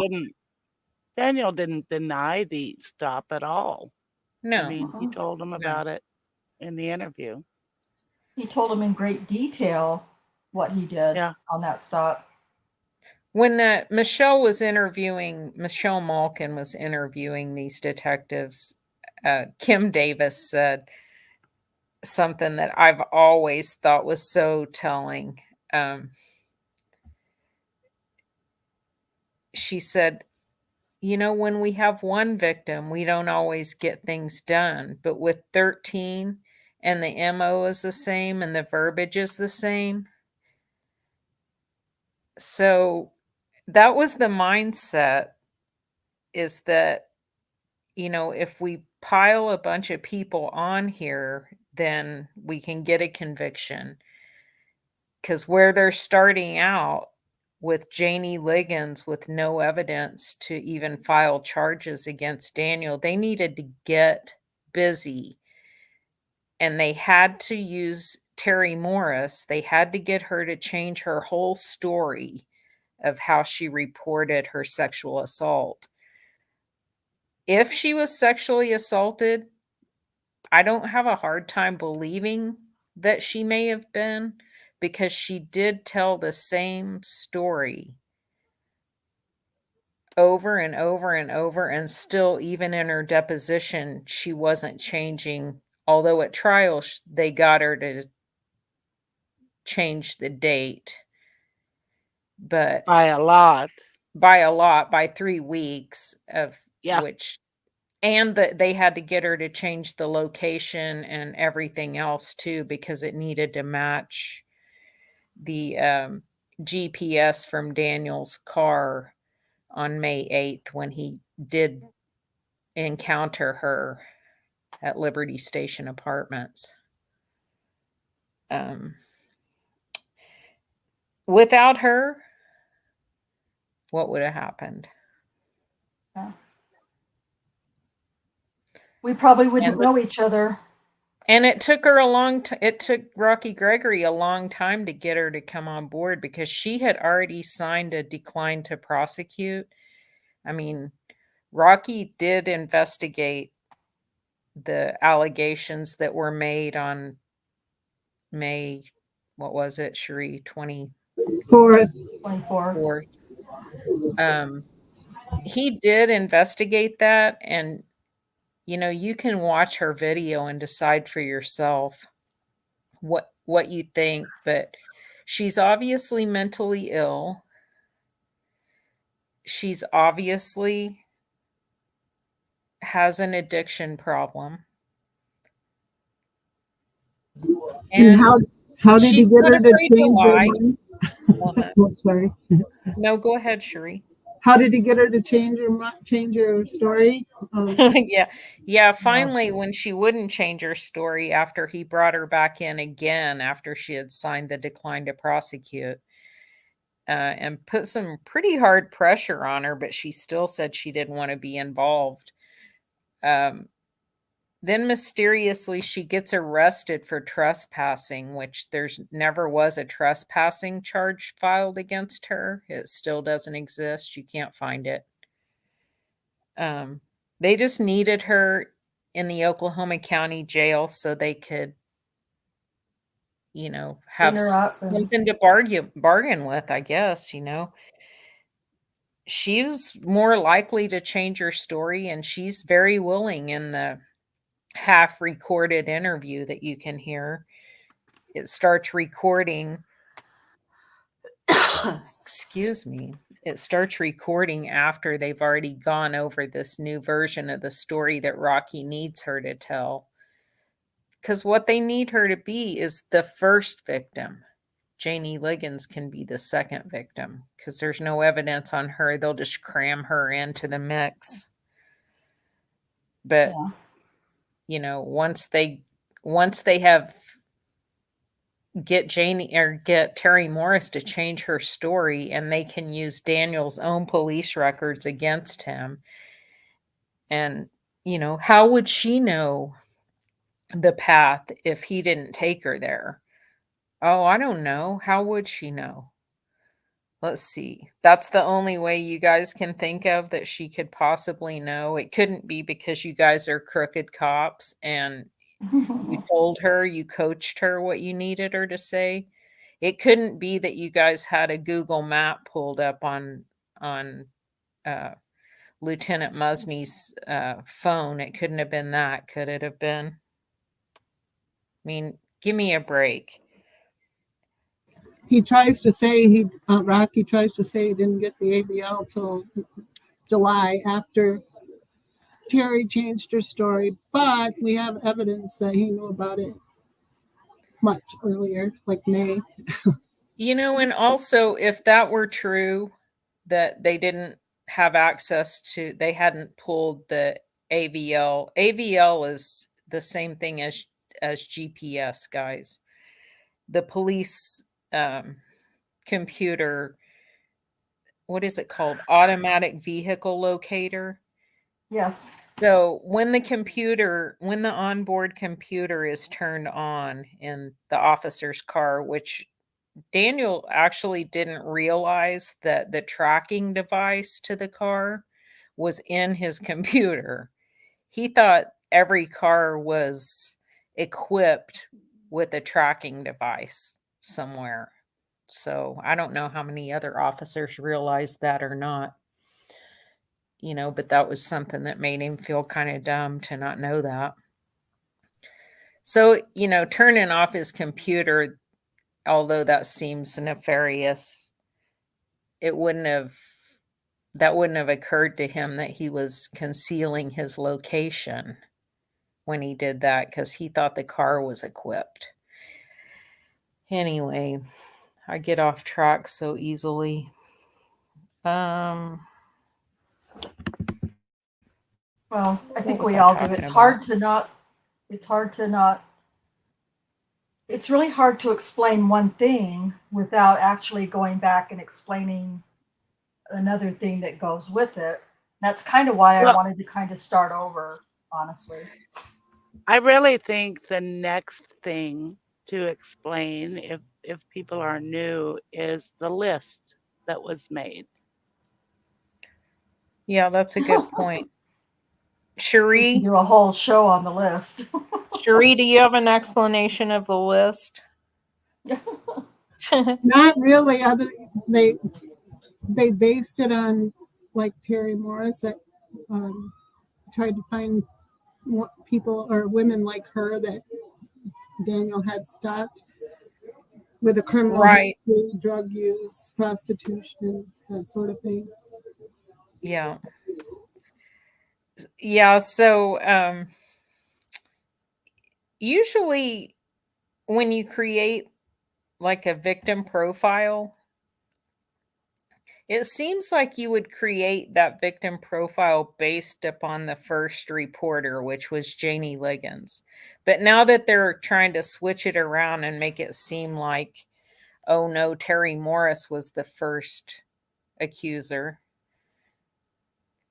And Janie Liggins didn't really have, I mean, she wasn't homeless. She wasn't on the street. She was, she worked for her son who owns a daycare.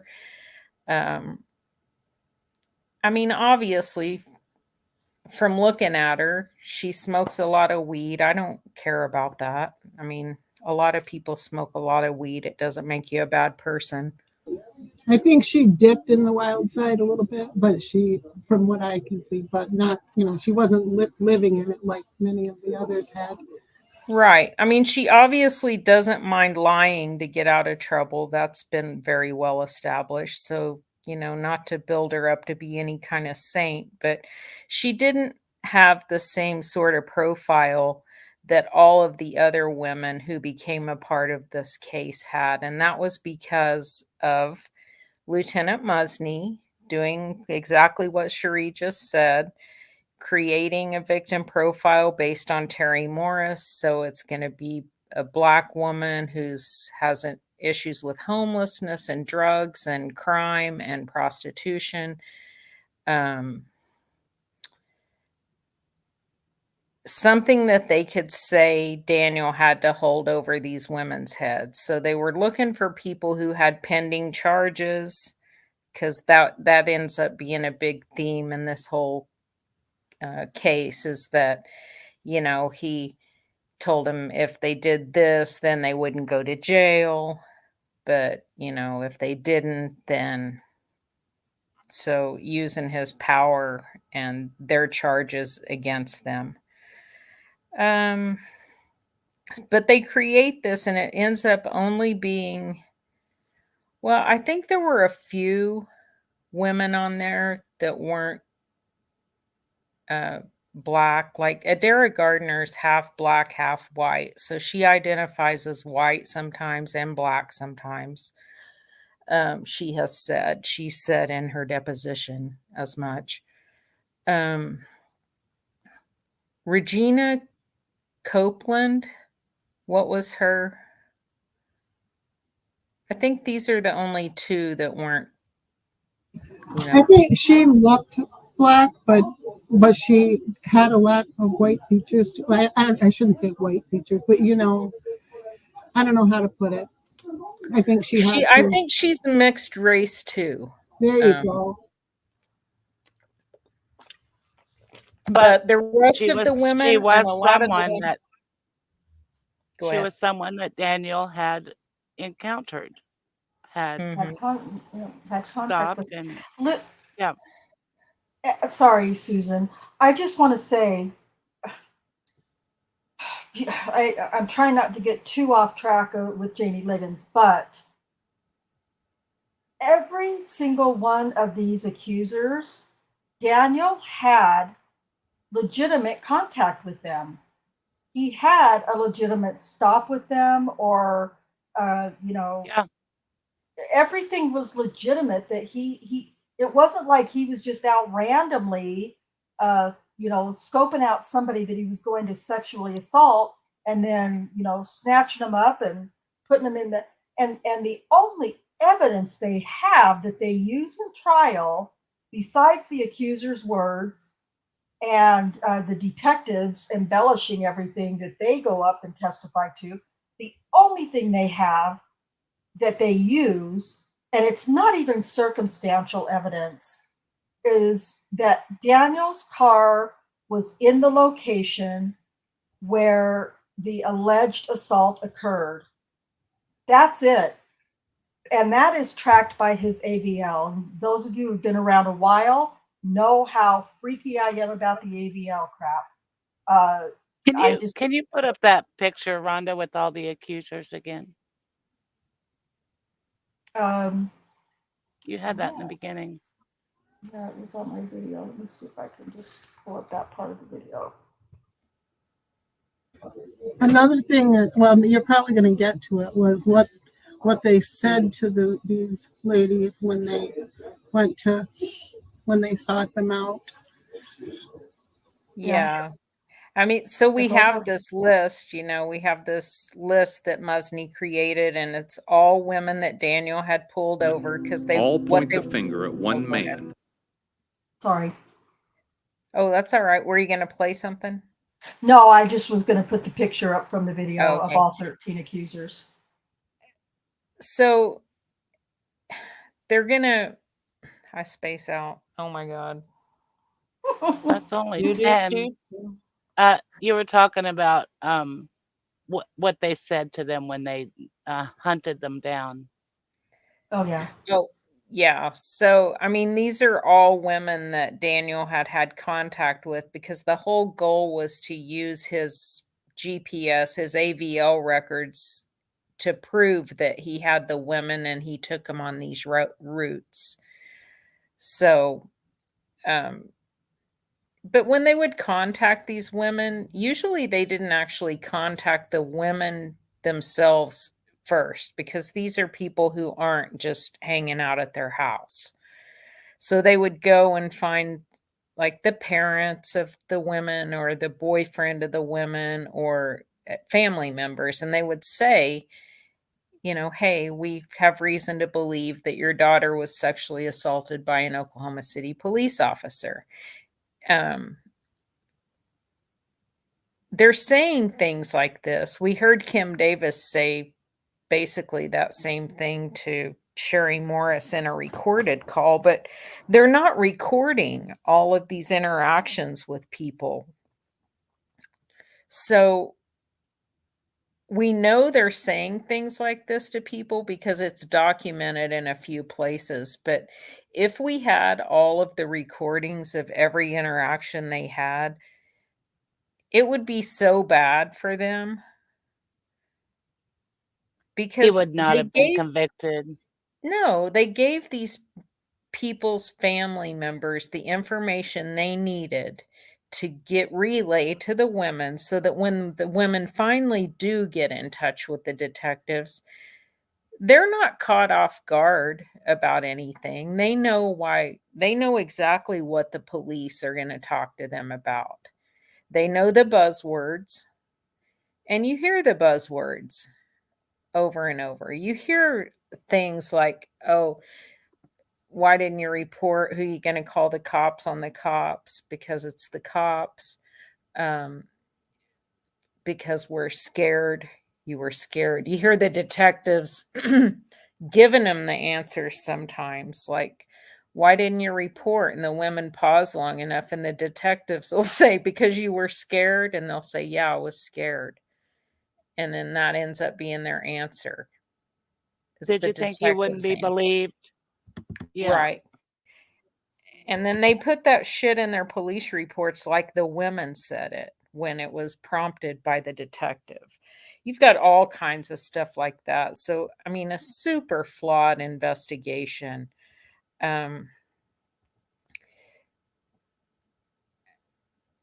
So, just real quick while we're in a brief pause. So, here's a picture of 10 of the accusers. And Cherie, the only ones I was sure weren't pictured were Terry Morris and Janie Liggins, but Carla Raines is also not pictured in this particular photo. So those are all of the accusers with the exception of Carla Raines, Terry Morris, and Janie Liggins. So I think, and who was it? Who was it that said, how'd you get my name on something like this? That was Carla Raines. Yeah. Yeah, Carla Raines. She denied anything happened to her over and over and over. And she's just like flabbergasted by it. And she says, well, how'd you get my name on something like this anyway? Because I hadn't been on the street or nothing that much. Yeah. You know, and he got acquitted on all of her And it counts. was, but no, nothing like that happened. Yeah. Exactly. And then all of a sudden, here's a police report with some allegations. It's like, okay, we have a recording that says no, nothing ever happened. We have her on the recording saying, no, I had never had anything like that. You know, there was this officer once who exposed about a year ago to me, but he was black, or he was a black officer. And Rocky shuts the recorder off because he's like, he doesn't want to get any more documentation on her being, having an officer expose himself to her. He doesn't want that documented. I'm surprised he didn't just edit the end of his video off.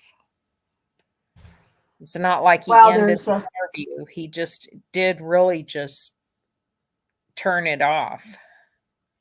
There's lots of stuff coming in. I am so thrilled to have so many great comments and questions. Mark McPherson. Mark McPherson, how did the jury overlook all that as blatantly obvious to us?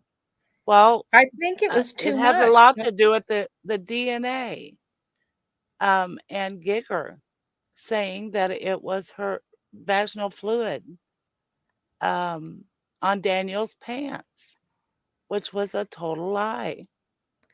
I think that's what turned the jury.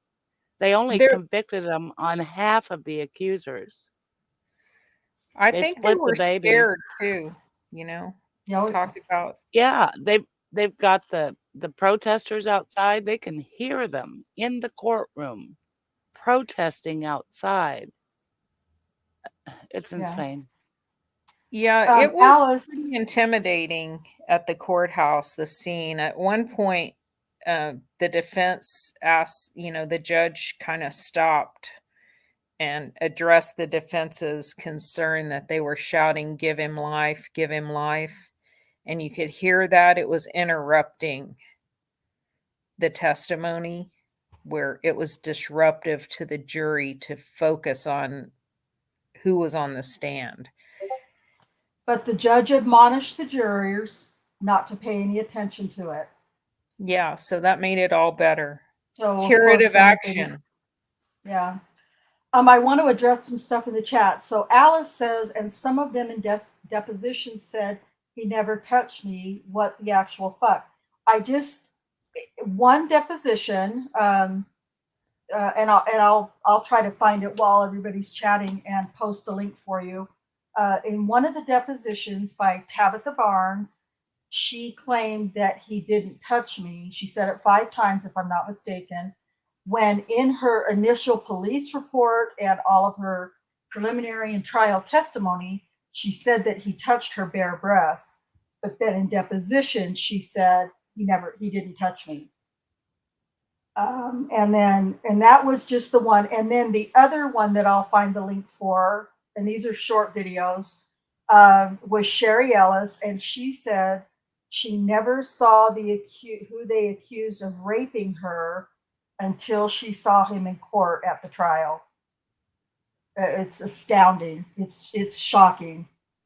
Yeah, thanks, Rhonda. I wasn't sure if it was just one of them that had says that he never touched her, or if it was 2 of them. That's how underneath that comment I put, or should I say one of them at least, because I knew at least one of them had came forward in a deposition and said he never touched her. He didn't touch me, which is absolutely disgusting. Yeah, she said that 10 times or something. I mean, a lot of times. I think it was a bunch. Zellner. Yeah, it was a bunch. And Sheila says my amygdala is so hijacked with this case. But yeah, Mark McPherson, I think your question is great. And to kind of go into it a little more, how did the jury overlook all that is blatantly obvious to us? The jury not only did they not, it's not that they didn't hear things, because they did, but you have to remember that all 13 of these accusers were lumped into one trial. And by the time this entire 5-week trial was over, it was just, in my opinion, so much information overload. And so, yes, to hear at the very end in Galen Giger's lying rebuttal to Scott Adams' closing statement, closing argument, saying to the jury that the DNA was found of a 17-year-old victim from her vaginal wall was found on the inside zipper of his pants. That is one of the very last things the jury heard. And that's what stuck with the jury. And that's what the interviews that we do have the clips of, the jurors giving their interviews, that's what they said. It was the DNA. DNA turned, changed. It was really strong evidence to us. It wasn't fucking evidence, number one, because it was a lie. And even during trial testimony, Elaine Taylor, the crime lab analyst who tested the pants, even said that it wasn't from vaginal fluid because they hadn't tested for that. They couldn't test for that. But Galen Gigger had no problem whatsoever throwing it in anyway in his very last, and we have the closing arguments recorded so that you can listen to those as well. Opening and closing statements are recorded and on the channel. Rhonda, isn't it true that they didn't find that DNA on the first testing of his pants, but went back later? No, they found it on the outside of his pants, but I think as the closer that Galen Gigger got to trial, and as he was trying to craft his story that he was going to tell the jury, I think he thought, oh man, this would be so much more salacious if it was on the inside of his pants too. I'd rather say they found it on the inside of his pants. So 15 months after it was tested the first time, the inside of his pants were tested. Elaine, work a little of your magic, okay? That you learned from there Miss you go. Gilchrist. Yeah. What we need you to find is this. Yeah. So, how long did they deliberate? I believe it was 4 or 4.5 days, if I'm not mistaken. And also, it's important to say this is, I mean, he was convicted on December 10th. They'd already pretty much lost their Thanksgiving holiday because they started the trial on November 2nd and went all the way through to the beginning of December, and where they were finally on the 10th, the verdict was announced and given. Well, we've been reading some of the transcripts, Mark, and if you go back and listen to some of those transcripts, which the document should be in the Discord, Daniel's Truth, there are rooms for each accuser, so the transcripts are in those rooms. But what struck me was, as we were reading them, is how boring Galen Gigger was trying to make some of the parts of the questioning, and how tricky, like how confusing he was trying to make it. He didn't want these jurors to be able to, put this together and in their heads. He didn't want them to be able to analyze accuser to accuser, or even be able to get a cohesive timeline in their head. It was all about emotion and him just being completely sensational with his case. He's so ridiculous. Well, sorry, Kate. Also, if you go back and listen to some of the transcripts that we've read, you will find that particularly with some of the less coherent accusers, when they're testifying, he testifies for them. And you'll often hear me, objection, Your Honor, testifying for the witness, or, Oh, I think we all did that, Rhonda. I mean, I know. You just did Jack, Scott Adams. Trial. They're just some of them. What's that? Their stories change from the pre-trial. Yes. To the trial. To the trial. Some of them. Yeah. I mean, From police report to pretrial to trial. Right. Yes. Exactly. True. To True. deposition. All the To way through. deposition. Oh my. To deposition. Yeah. Yeah. And Yeah. hopefully, just saying that deposition, hopefully, as we begin to cover the cases again, starting with JD, hopefully I can get permission to get some interesting and informative telling clips from depositions that we can share. I can't do much. I can't share much. I don't know much. But whatever permission I can get, I will make clips of depositions, so that you guys can see the changes as well.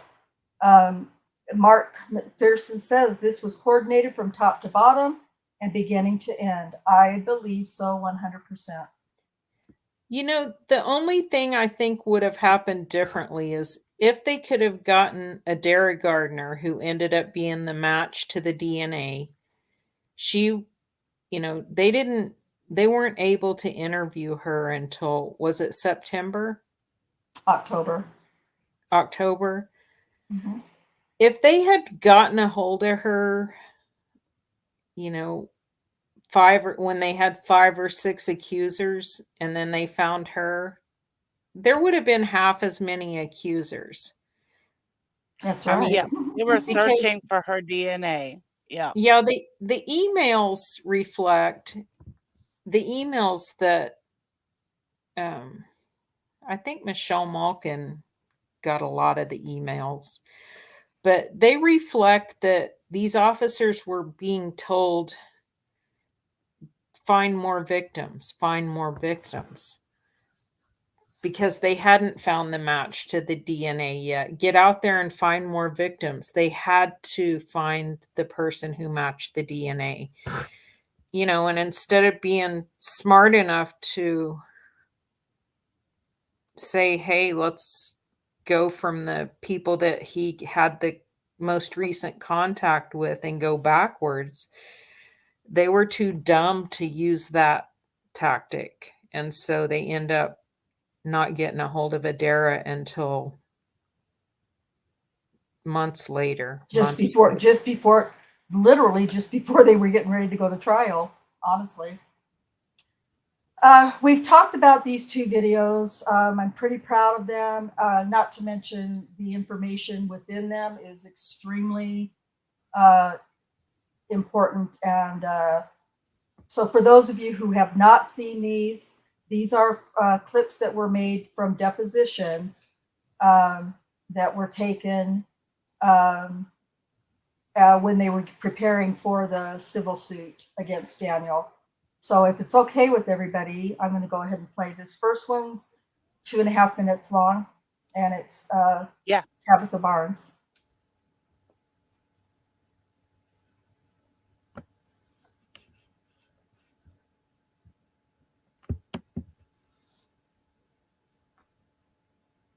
How many times did Holtzclaw touch you inappropriately? He didn't touch me. He never touched you? No. Next to the third to the last line says, Holtzclaw then asked Plaintiff Barnes if there was anything under her breast and fondled Plaintiff Barnes's naked breast. Do you see that? You just read it. Yes, I see it, sir. Isn't that different than what you testified today? What do you mean is that different? Didn't you say Holtzclaw didn't touch you? He didn't touch me. So this is a mistake. He did not touch me. Okay, and if you go back to Defendant's Exhibit number 11, which is the information, count 1.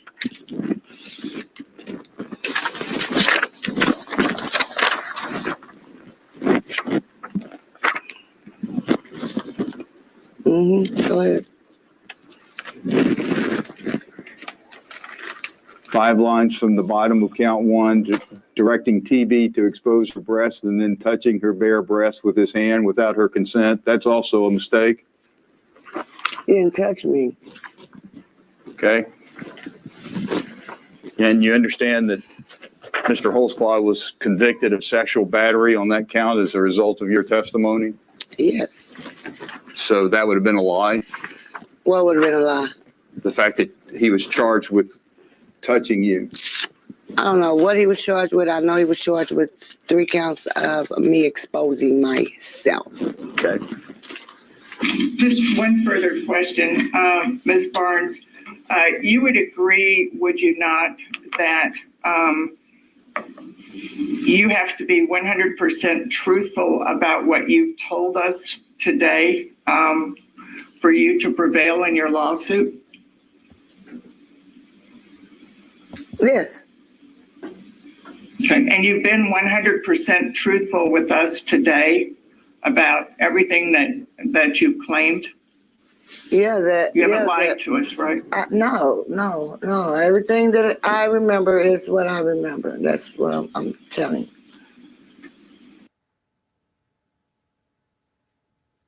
So those.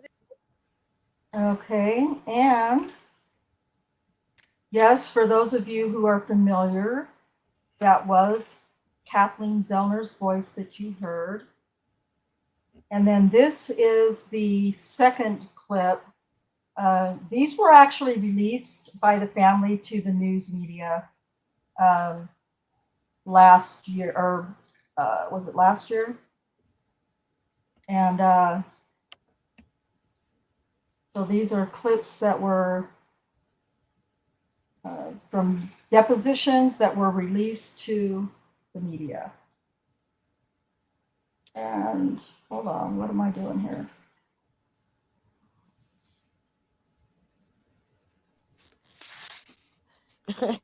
TJ in chat, Rhonda says, I'm going to pee off the porch and charge the neighbors with accounts of me exposing myself. But seriously though, right? Like how does that, I mean, you know, you have to consider that. And she doesn't even care. She's just like, yeah, I don't care. Yeah, I'm not gonna, yeah, it may be, but I'm not changing my story, so fuck off. He never touched me. It's the way she says it, and it's like she's getting pissed off because she has to keep saying it when they're asking the questions, you know, and she's like, no, he never touched me. Right. You know. Okay, now this one is really significant in that a lot of you who are familiar with the case, or some who know a little about the case, are going to recognize this. This accuser giving her deposition is the one who claimed that the officer who raped her was a short black man. This is what she had to say during her deposition.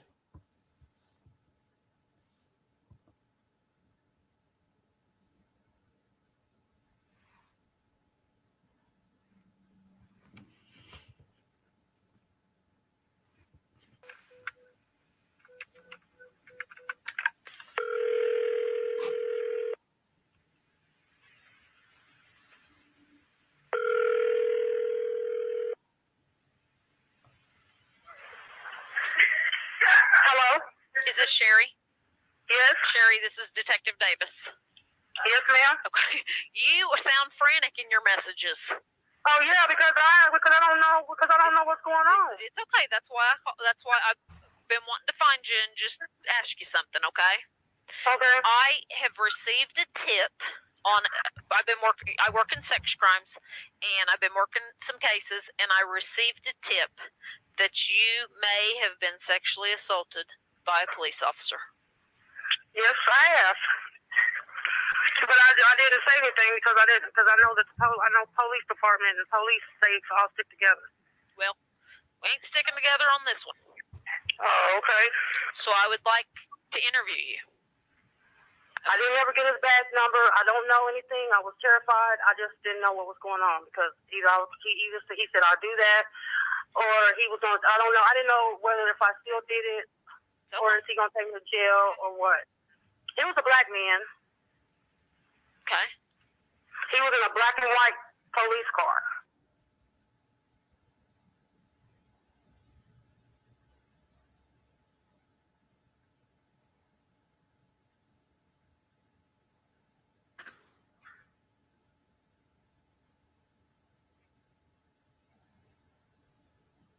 Sherry, I believe you.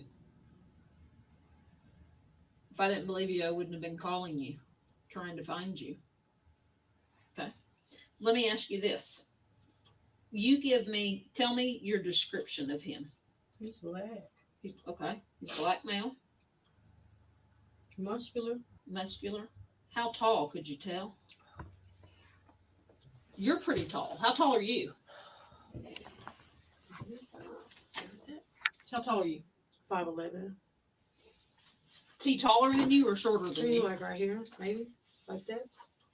So you think he's shorter than you? Yeah. Okay. What kind of car did he have? A black and white one. Black and white car? Oklahoma City police car. Okay. Well, let me tell you this. I want to get a DNA sample from you today. And the reason I want to get a DNA sample is because I know what officer did this to you. Okay? And there is some unknown female DNA on his pants that I took. And I want to see if it's yours. This is a waiver saying that you will let me, Kim Davis, and I'm a detective, and this is where we're located, are going to let me take buccal swabs. It's just Q-tips on the inside of your mouth to get a DNA sample so I can compare it to the DNA on his pants. Okay? Yes, One more question. When you described him as a black male, what, and I don't know, everybody's like, are you? Are you a medium color? What's your skin tone to you? Oh my God. And what was he? He's darker. He's darker than you? Darker than your skin tone? Okay.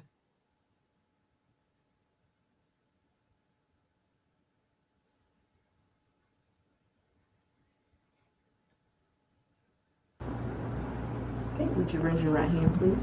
Do you swear to tell the truth, the whole truth, and nothing but the truth, so help you God? I do.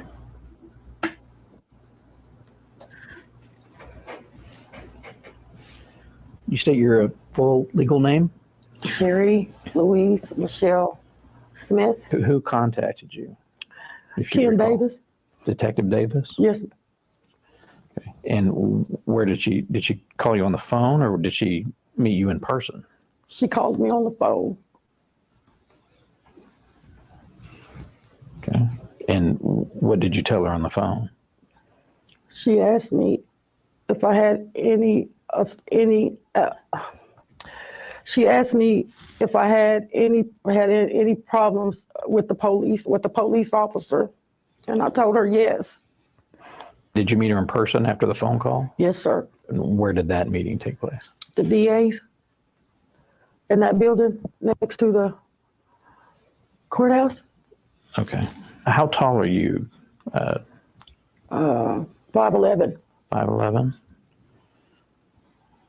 All right. And do you recall explaining to Miss Davis how tall this officer was that assaulted you? Yes, I do. Okay. And I'm going to hand you another exhibit. We marked it as exhibit number 4. That's a video still of you explaining to the officer how tall the person was that assaulted you. Do you recognize yourself in that image? Yes, sir. Is that you? Mm-hmm. Okay. Yes. All right. Now, how tall did you tell was the person that assaulted you? I don't recall how tall I said he was, but I did say that he was shorter than I was. Okay. And we say shorter than you by about how much? I mean, in that image, it looks like you're holding your hand up maybe to your shoulders. Yeah. So he came up to about your shoulders? Yeah. So maybe what, 5'5", 5'6"? Yes. A shorter man? Mm-hmm. Yes, sir. And how else would you physically describe the officer other than by height? I had said that he was black. He was dark complected. I think black. That's what I said. I'm marking this plaintiff's Exhibit A. I have a copy for you here.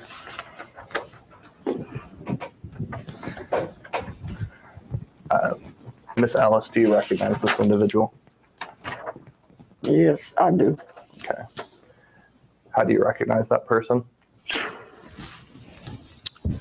From court. Okay. Do you recognize that person from any other time in your life? No.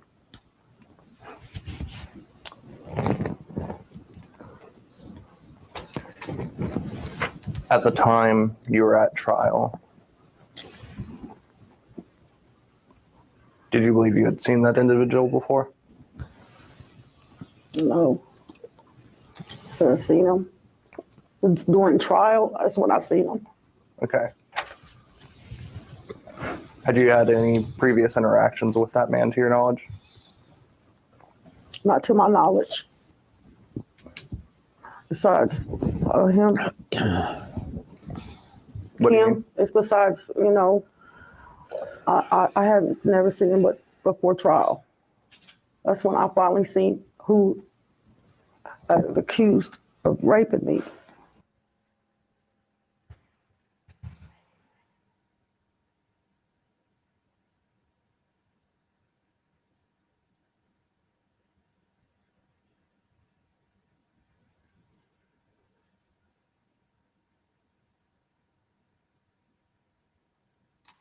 That is gut wrenching to me.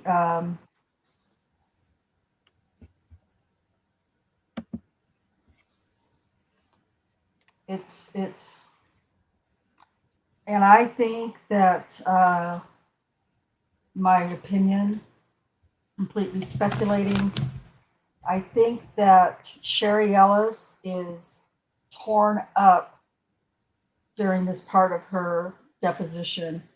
I feel like Sherry Ellis realizes that the man that she is now suing in a civil trial is not the man who raped her.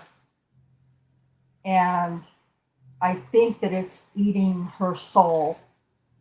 And I feel like that's what I see during her deposition.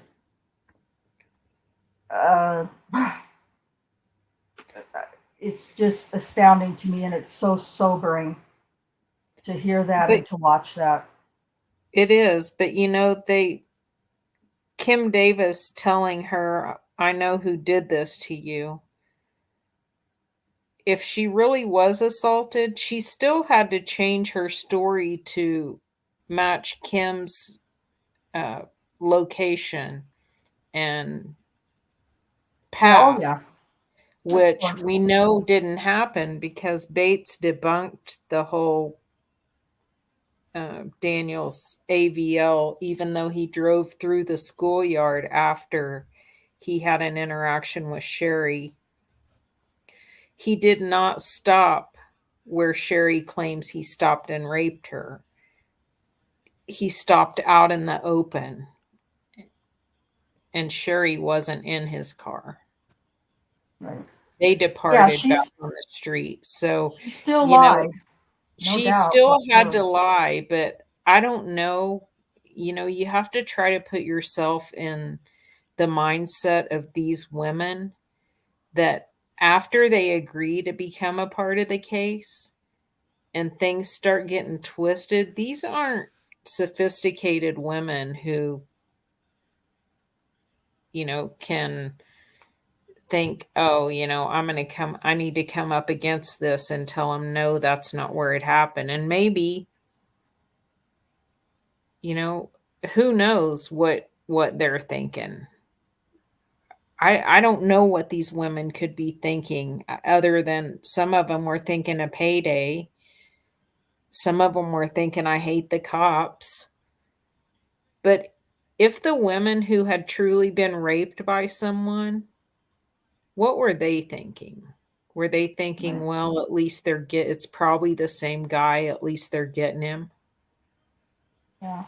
What are the chances that it's different guys? Somebody different, right? And then by the time they finally see him, because they don't show all these women photo lineups, No. so it's not like they're presented with this officer who, they should all recognize him because he's had a valid interaction with them. So he should look familiar to them. Well, But some of them, I wouldn't think, like Sherry Ellis, it was quite a few months before, correct? it was The May stop for was. her, wasn't it? Yeah. May. And, she was May. probably stopped by a lot of police officers. And if nothing, major happened during that stuff, I can see how she didn't remember Daniel. Maybe she was really high at the time, Yeah, it can be We all know those. he did stop her, but yeah. Yeah. But anyway, they became a part of the case for one reason or another. And then, once they were in the case, you really just had to flow with the narrative. If we had Yeah. all the interviews recorded, then Yeah. it would tell a totally different story. Yeah. Definitely. If we had been given access to all of the records as far as when the AVL records were pulled, actually, that would have completely blown up their timeline. I would bet my life on it. But they didn't give those things, and I don't think the defense attorney had probably ever worked with any kind of software or obviously had a case where he needed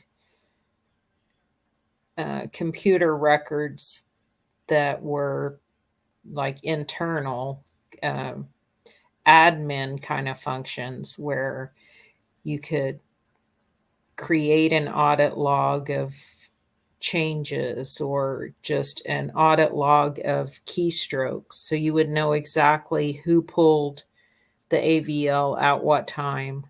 That was available in a program, but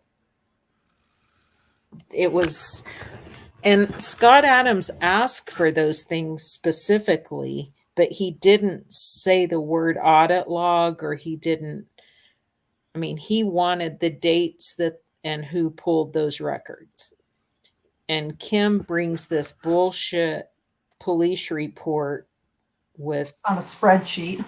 Yeah, it was like a 2-paragraph police report that says that on these 3 or 4 people, she has recorded that she got the records on this date, this date, this date, and this date. And she didn't know about Rocky's girls because Rocky was on vacation or whatever. So, and that was the end of it. That was the whole end of the story with that. But she didn't actually show the proof of it, right? No proof, No. just her fabricated police report, which is no Just, different than her fabricated arrest warrant. Right. I want to jump back really quick to Sherry Ellis. I feel bad because I know we now are doing what I don't want to do, but it's so hard not to do it. But these are just little tidbits that are coming for you guys that are new to the case and wanting to learn more. We're kind of tossing out tidbits right now. But also, during the trial, when Sherry Ellis was asked to identify her attacker in court, she couldn't identify him. And she was then asked to stand up and look around the entire courtroom and see if she could identify her attacker, and she couldn't. If I'm not mistaken, to my recollection, she is the only one who could not identify her rapist in court at the trial of Daniel Holtzclaw. The short black guy. Yeah. Yeah, because she couldn't find a short black cop. Yeah. So I think that's important to also toss out there. And I have a question by Sheila Hawkins. It says, isn't there an officer that has been in trouble for misconduct? We're not going to go into any of that right now, but yes, there are 2 that we know of for sure in the Spring Lake Division who Both have black, had, right? Mm-hmm. no, just one. No, one was the short One was black black, cop. one was white. Yeah. And one was a short black cop.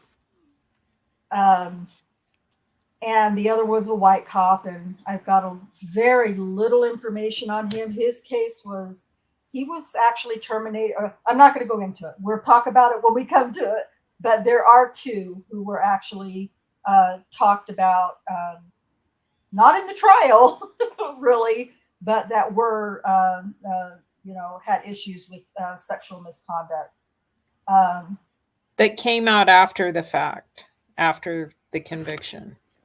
Yes, yes. They may have said the names in trial very briefly, brought up by Scott Adams in a different cross-examination somewhere, but nothing was ever, they were never investigated. Let me just put it to you that way. Neither one of these men were seriously looked at. We didn't see their AVL records. No.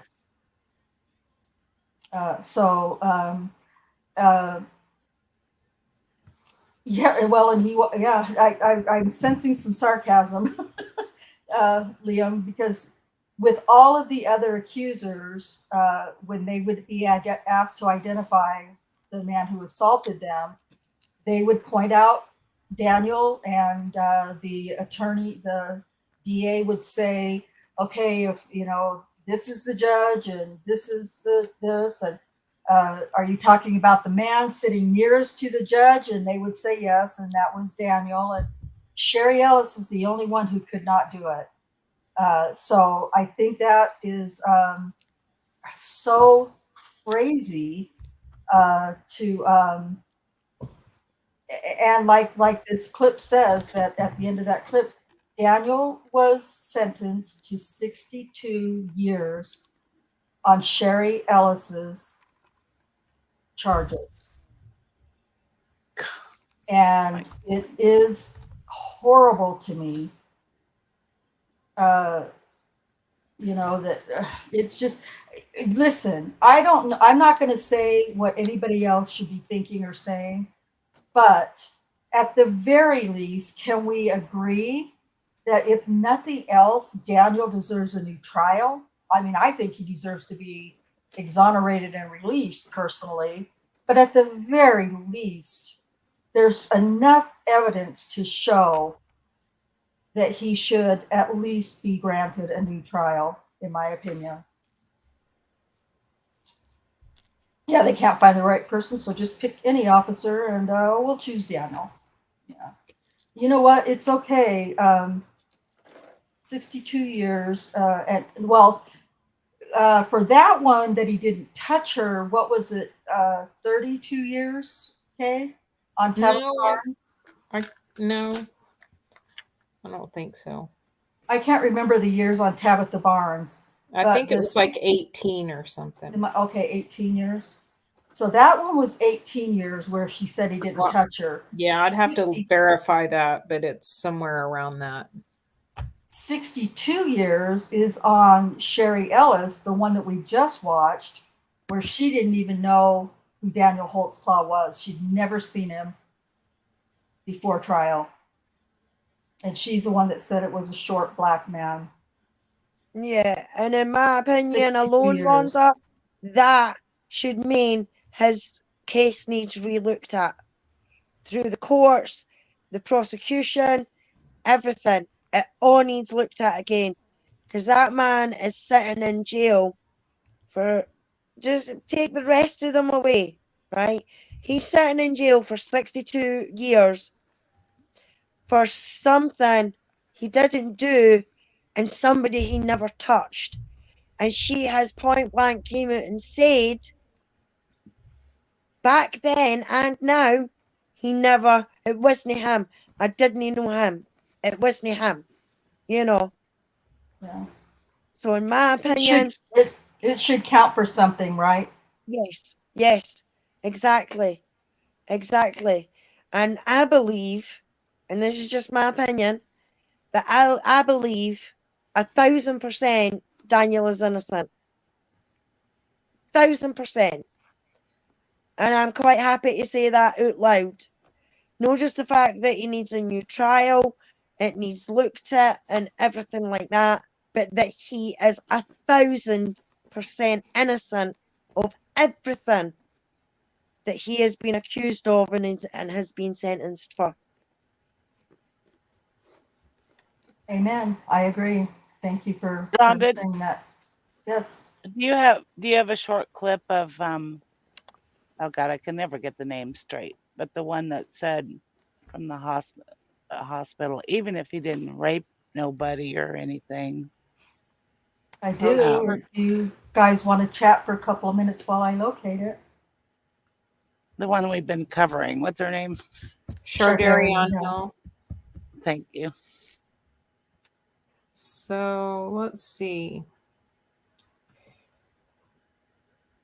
Yeah, so these allegations with Janie Liggins happened on 6/18/14, and the first news coverage, Janie went to the news in silhouette. Daniel's name wasn't mentioned, but on 6/23/14. Then on 6/25/14, that the same test came back negative. Janie Liggins' test came back negative. On 6/25, they found unknown female DNA on the pants. That's something else they didn't disclose, that there was male DNA in the sample. They actually testified that there wasn't. So, because they really didn't want to have to say there was male DNA in the sample, because that would more support a transfer scenario, which was the defense's narrative. They really didn't want that going on. Touch DNA. Touch DNA. Yeah, both. Yeah, the same thing. Yeah, touch transfer.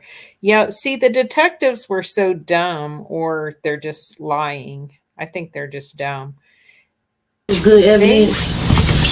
They didn't believe in touch DNA, transfer DNA. They said it couldn't possibly happen. They said they've never had a case with Never had a touch case. DNA. Yeah. It just doesn't happen. It's rare. They're all talking like they're DNA experts and shit. Well, and then Galen Gigger just it's so incredibly insulting in one of his news interviews. Calls Daniel's supporters crazy if they want to say that DNA in the inside of the pants was touch DNA. We're crazy if you want to say that. Need to post the clip of that, and then I wish we had the actual footage from the trial, but the part where he says that in the closing statement. Yeah. What about this, Galen? Yeah. Galen Gigger is horrible. He's a horrible, horrible individual.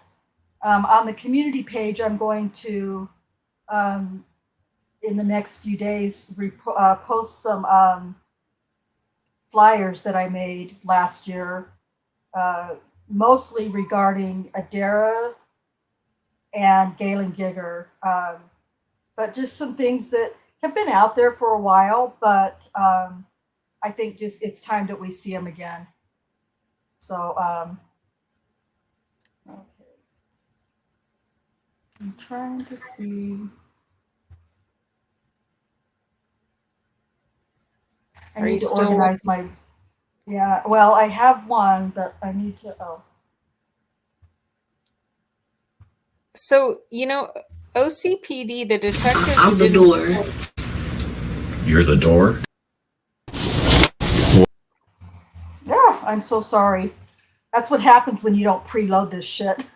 We needed a giggle. Okay, sorry. Go ahead, Kay. So the detectives didn't really even start soliciting allegations to try to find the unknown female DNA until after they got Terry Morris on board.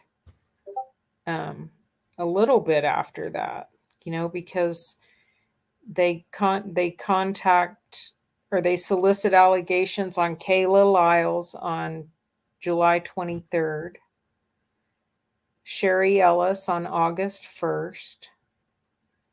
And then we have the Ferguson shooting and protests on August 9th in there.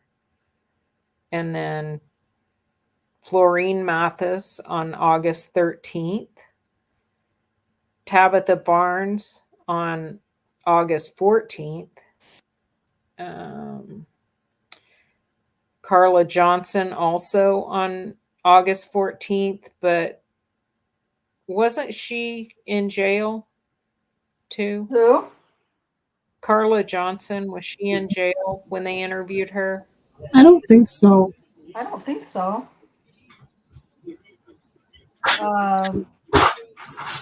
Don't forget the accusers that came forward that were proven to be liars. Yeah. Right. And weren't a part of the At case, some point. including a male. Right. That's so wild. Yeah. Let's see. So Tabitha Barnes on August 14th, Carla Johnson, August 14th, Carla Raines, August 15th. Then Daniel gets arrested August 21st. And then Rosetta Great, they contact in jail on August 27th. They still hadn't found their DNA, right? No, they still haven't found the DNA yet. There are 2 video interviews of Rosetta Great inside the jail that you can find either on one of Rhonda's Rosetta Great episodes, or you can go to Holtzclaw trial, or what is the other? What is Bates' other? Bates Investigates YouTube channel. Bates Investigate. Oh yeah. DanielHoltzclaw.com, is it? Yeah, I think they're also on Daniel Holtzclaw's YouTube channel. So Brian Bates actually has 2 YouTube channels. One is called Bates Investigates, and the other one is called Holtzclaw Trial, and they're both Brian Bates YouTube channels. And so that's Rosetta Great. She was interviewed the first time on August 27th. And then Shardarion Hill, the clip that Rhonda's going to play, is the accuser, which he was found acquitted on all of her counts. She was interviewed on... She contacted the sex crimes unit after she saw Daniel in a clip, on a news clip on Facebook. And that was on September 19th. Sarita Bowen on October 2nd. And then finally, Adara Gardner on October 10th. And they also had Regina Copeland already. They were already working on her. She was down in Texas, but they had been in contact with her and her daughter on the phone. And they headed down to Texas to interview her on October 13th. So that's the timeline on all the victims getting interviewed and becoming a part of the case. And then, of course, before trial, Oklahoma City has a predetermination hearing on December 11th, and then the second day of it was December 28th. And they terminated Daniel. Sorry, I need to get a drink. They terminated him basically a year before he was convicted. I They wonder. terminated him before he even went to trial. Sorry, go ahead, Sheree. I wonder how often they terminate somebody before they're proven, you know. It is interesting on a criminal charge, like charges like this, that they would have this predetermination hearing, which the testimony on it is pretty interesting and not matching with the facts of police reports and things. They lie a lot in this.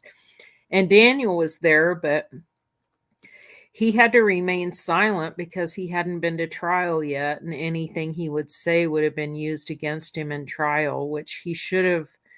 In retrospect, he knows he should have taken the stand in his own defense, but he did trust his attorneys and took their advice. But he was terminated, and they proclaimed him to be guilty, the OCPD, on January 8th of 2015. Long Trial before his trial. Yeah, trial began on November 2nd of 2015. The verdict came down on his birthday, December 10th, 2015, and then he was sentenced in January 21st of 2016 to 263 years. When I just also, this is something else I like to point out whenever we talk about the 263 years, you heard in the very beginning when I played that clip before we started, the judge reading all the different charges and all the different years associated with those charges. Typically, I mean, for God's sake, even Alex Murdaugh got his cases to run consecutively, right? His life sentences are run consecutively. You mean concurrent, like together? Or concurrently, yes. I'm sorry, I always do that. Yeah, even Alex Murdaugh's his sentences are running concurrent next to each other. Yeah, side by side. He's serving life sentences for 2 murders, but he's doing the time of 1 life sentence in a sense. And that's pretty typical to run sentences concurrent. Not in Daniel's case, in a case where nobody was murdered. His cases, every single one of his charges that he's found guilty on, all of the years that are associated with each and every charge are running consecutive. So he has to serve the first 16 years before the next 32 years can start. And then after the 32 years, then he can start serving the 62. That's, or however it's broken down. That is very unusual. I'm not saying it doesn't happen, but it's not common. And that's one of the reasons that Daniel's sentence is considered I can't remember the exact legal term of it, but it's harsh. It's incredibly harsh sentencing. I mean, even if he was guilty of all of these things, it's still considered excessive and harsh. Yeah, it boggles my mind, Rhonda, that your judges over there can give you 100-year sentence. Right, normally here in the UK, now don't bank me on it, but the majority of the time, a life sentence here in the UK is 25 to 50 years. Why? Because that's how long most people live. So, by rights, if you've been sentenced to 50 years in jail and you're in your 40s when you've been convicted, you're going to die in prison. So you're in there for life, So why not just say you're in there for life? No, 263 years. You know what I mean? It is ridiculous. And now one of the people that he got 62 years for has now recanted and said nothing happened. You know what I mean? Right. It is absolutely ludicrous. Well, no, the one that she's got 62 years on is the one that says basically he's not the one who did it. Well, yeah. So, You know, it's just it's madness. It just is madness. And not not only that, to put the cherry on the cake, is that this friggin' judge that gave him this 263 years is now facing allegations of sexual assault himself. You know what I And mean? he's not a judge anymore. The former No, he's disgraced former. judge. former Yes, disgraced. former. Was it what? Former Judge Timothy Henderson. yeah. No, it's just blah, blah, blah. It's very, very it's yes, exactly. Liam, those kinds of sentences are just retributive and have nothing to do with justice. Listen, I can't, there is not one part of me that thinks that it's, well, it just goes without saying. I don't even need to say it. It's absolutely inexplicable. Sorry, Susan. Unbelievable, reprehensible, and abhorrent that Daniel is serving 263 years and nobody was murdered.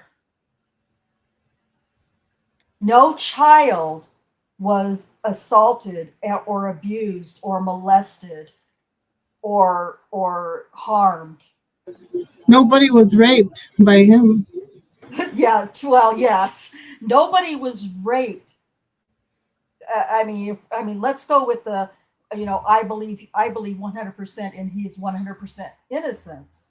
Yes. Um, but let's just say if he were guilty, which I don't believe at all in any of the cases, let's just say he were. That is still a unconstitutionally harsh sentence. And how the Supreme Court doesn't recognize that or didn't, well, they didn't even look at his case, but it's just it's blah. It makes me crazy. It makes me really, really crazy. Okay. Can I run through the rest of this timeline real quick? Oh, yeah. I'm sorry. I'm so sorry. Oh no, Go it's ahead. all right. I was choking over here. Okay, so his verdict or his sentencing January of 2016. The accusers filed federal civil lawsuits against Daniel, the city of Oklahoma City, Chief Bill City, Rocky Gregory, a few other people in February of 2016. And so then Daniel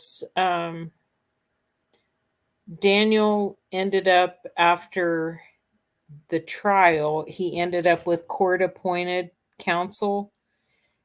And so they filed his direct appeal. And then, not, like 4 months, I think, after they filed it, I'm going to read this little statement. It's about the secret hearing. So this is how they dealt with the issues in his appeal. So the direct appeal goes to the Oklahoma Court of Criminal Appeals, which is a panel of judges. And they sent an issue back to the trial judge, Judge Henderson, and ask him to deal with this issue because I mean, it was obviously an issue they wanted to keep quiet and find a way to seal transcripts and hide the issues because they're still trying to make sure that all they're worried about is just the finality of this conviction and making sure that it's upheld and that he exhausts all of his opportunities before they get exposed. So they had these 2-day secret hearings about Oklahoma City Police Department analyst Elaine Taylor, who did the DNA analysis. So they had on June 26th and 27th of 2017, they were presided over by then Judge Henderson. The subject was the lab manager Campbell Ruddock's written review of Elaine Taylor's trial testimony in Daniel's case. Mr. Ruddock wrote a report because Holtzclaw, his legal brief raised a legal claim that his trial attorney was ineffective by not challenging Miss Taylor's flawed testimony. So Henderson concluded there was no impeachment evidence against Miss Taylor in Mr. Ruddock's written review, but this is contradicted by Ruddock's deposition testimony, where he describes negative comments he made in a verbal review of Elaine Taylor's testimony, even before he was asked by some unknown person to write the written review that was the subject of these secret hearings.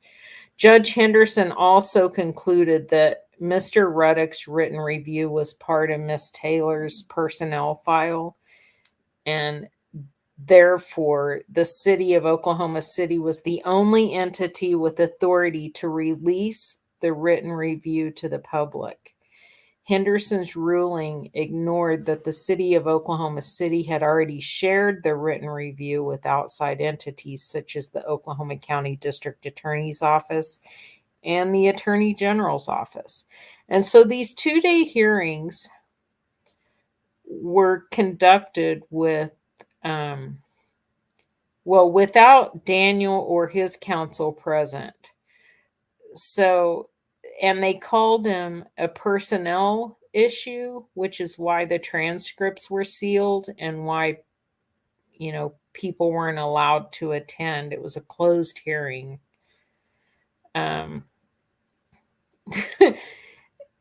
It's just unbelievable that they got away with this. It went through several news cycles and then it kind of faded into the distance until something else happened, and then a few more news cycles and then it just faded into the distance.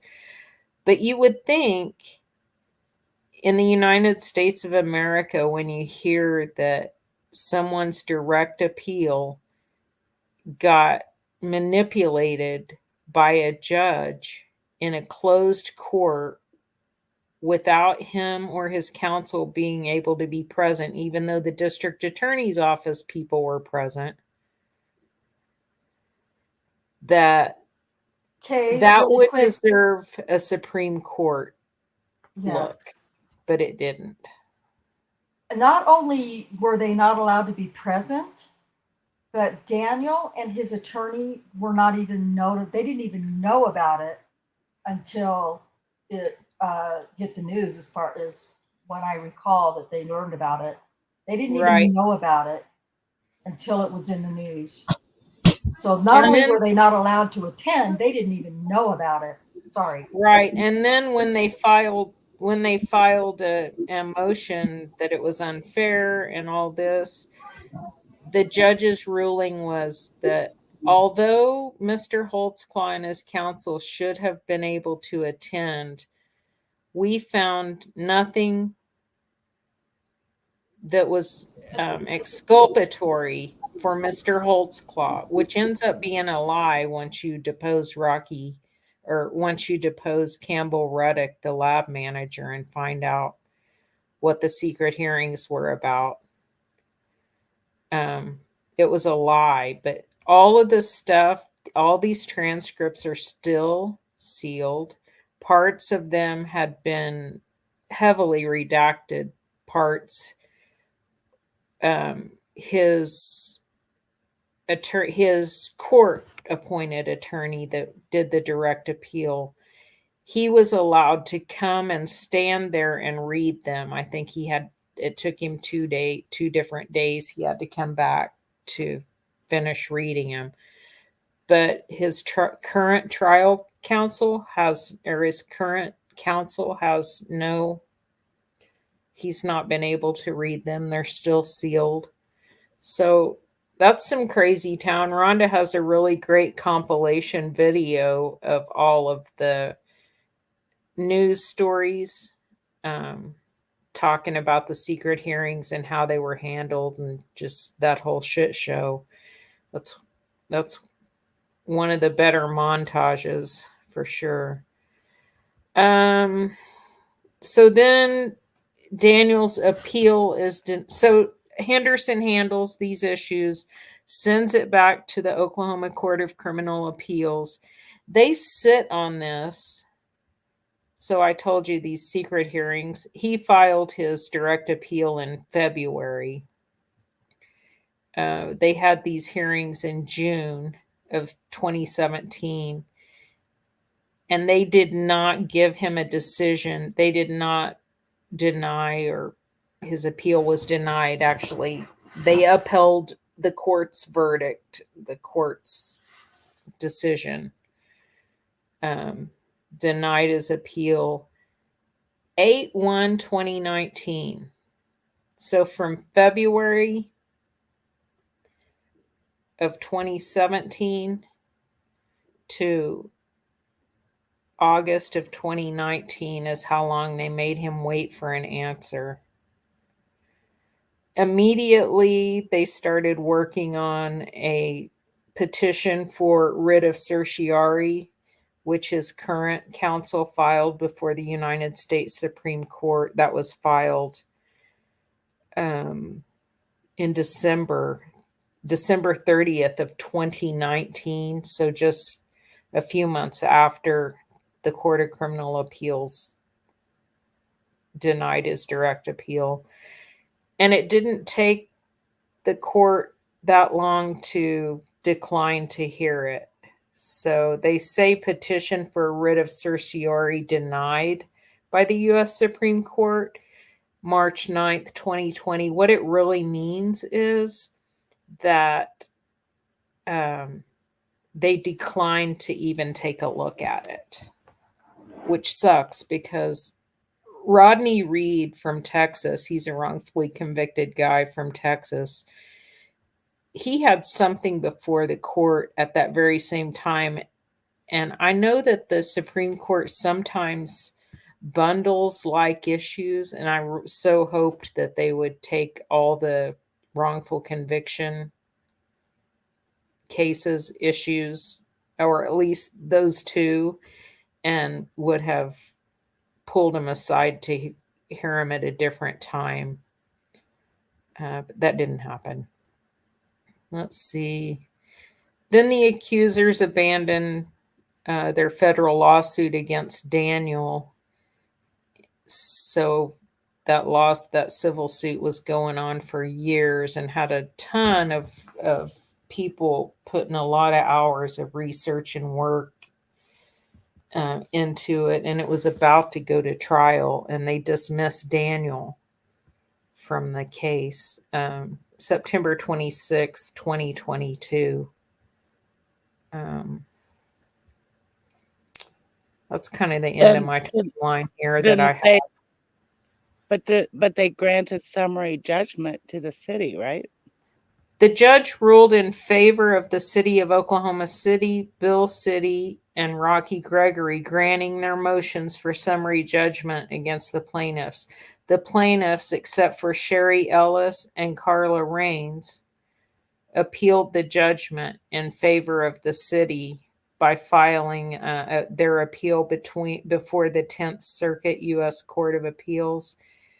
But then, oddly enough, even after the city of Oklahoma City had been granted summary judgment, which for those of you who don't know what that means, it basically means they had been released from the suit.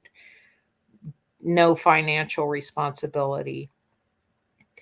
The city, before this thing is heard in the 10th Circuit, U.S. Court of Appeals, they go and settle with these accusers that are left and give them give them money. They were out of it. They weren't obligated to give them a dime. They had been released from it, exonerated from it. I mean, the only thing that they were probably thinking is they were going to probably appeal the Judge Heaton's ruling of summary judgment and try to get the city of Oklahoma City back get that overturned so that they could sue them. Because that's where the money is. That's where the insurance policies are. Those are the big pockets. And they were shocked that when everyone was granted summary judgment and it was just Daniel left in the case, they were shocked that Daniel wanted to continue on to trial. They weren't expecting him to say, yes, we're proceeding on to trial.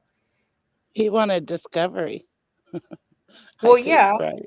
He wanted discovery, and this has been the only way that he's really been able to get his side of the story out there. Right. I mean, look, these depositions that ended up being public,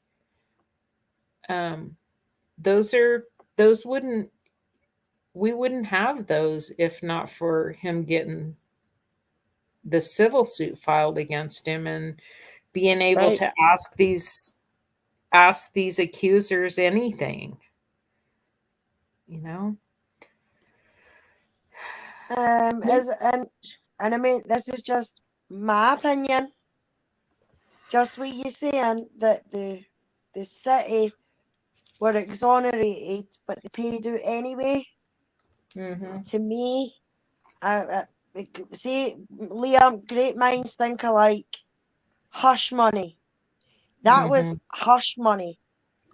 Because I think, in my opinion, my speculation, I think through all this, in some way or another, they women were promised that they would get something, whether it be money, reduced sentence, I don't know.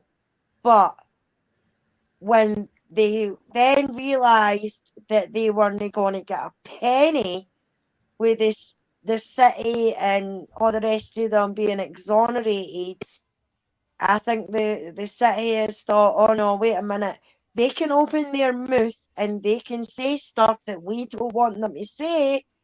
They were used. About being bribed or, promises made or something like that. So in my opinion, it was hush money. And that's why they paid out when they didn't need to pay a penny. They were coerced. What they were.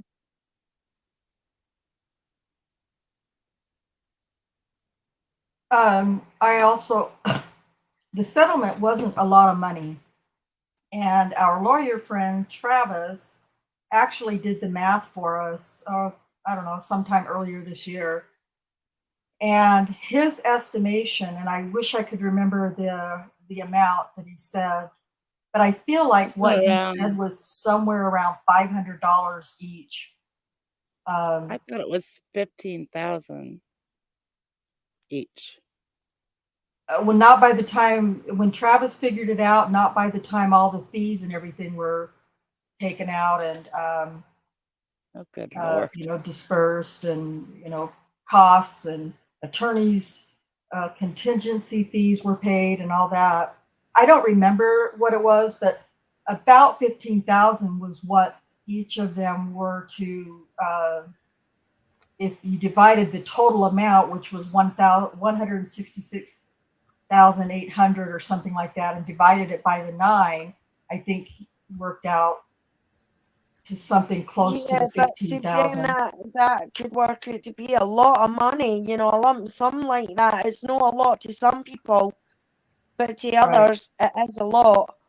And to addicts, That is a lot of money. That is a lot of highs, you know. Right. And I'm Right. not saying that all of them were still on drugs and everything like that at the time, because I don't know. They could have cleaned themselves up and everything else. But all I'm saying is that an addict say it themselves. Once an addict, always an addict. And sometimes you swap one addiction for another addiction, you know. And for an addict, and I don't care whether it's alcohol, sex, you know, drugs, whatever, if you've got an addiction, £500 is a lot of money, you know. So, like I say, it might not be to some, but it is to others. Right. Oh, yeah, absolutely. I agree. Okay. So I'm going to play a couple of short video clips and then we're going to wrap this up. I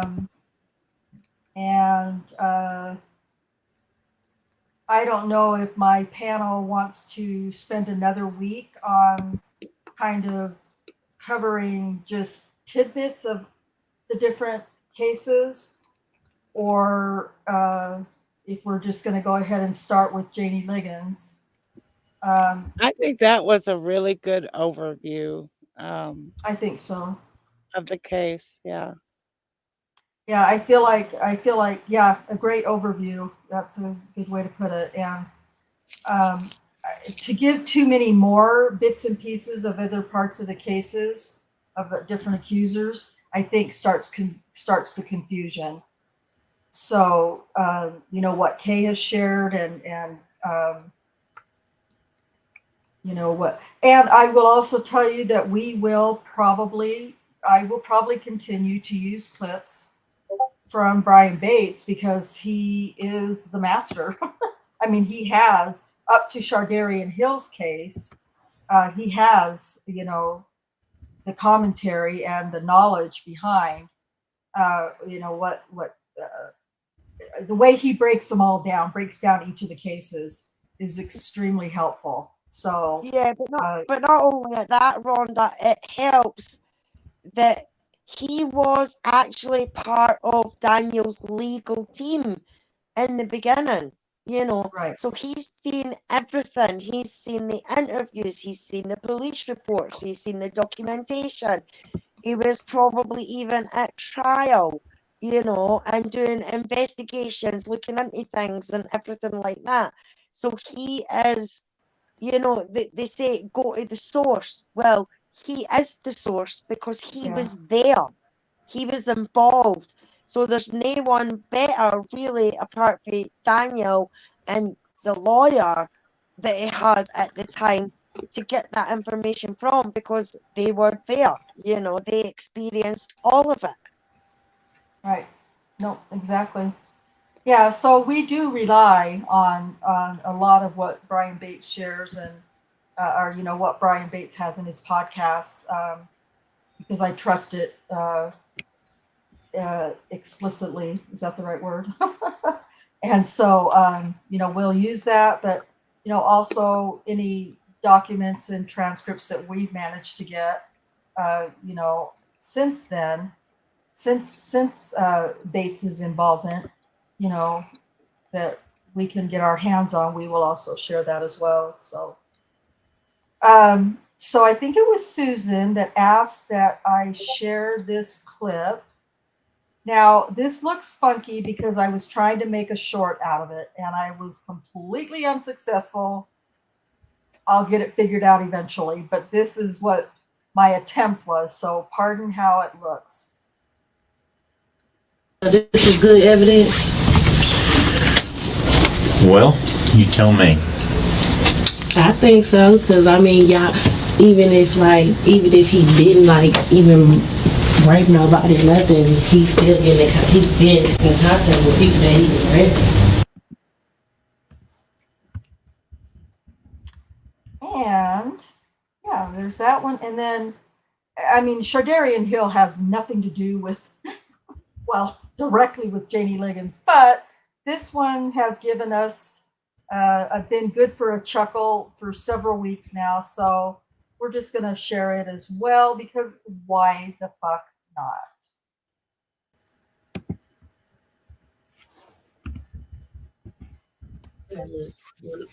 I'm the door. You're the door. I'm the door. You're the door. I'm the door. You're the door. Oh gosh, that's just so funny to us because Rocky Gregory is such an idiot in our minds that he literally questions her. You're the door? It was funny, and we couldn't get enough of it, or I can't get enough of it. Just a brief indicate, and then at some point during we were reading the trial transcript, she said, I think I was reading the part of Shadarian Hill, that first part, and she said in the trial, I believe it was, she said, I'm the bed. I was like, what? I like stopped in the middle of reading and I was like, what the fuck is she talking about? I thought she was the door. Anyway, it's just, Rocky always brings a level of comedy to his, if it's not comedy, it's utter irritation and frustration with him because he just comes off as a very unintelligent detective in my mind. So, As all we right. would say, as we would say here in the UK, Rhonda, he's 2 sandwiches short of a picnic. Yes. Yeah, for sure. Alice, we say that here too, or his elevator doesn't really go up to the top 2 floors. He's a French fry short of a Happy Meal, or not the sharpest tool in the shed. We have all kinds of them too. Yeah, but you know what? He does that to himself. I don't know. He could be a, intelligent individual, but he sure doesn't help himself at all. No.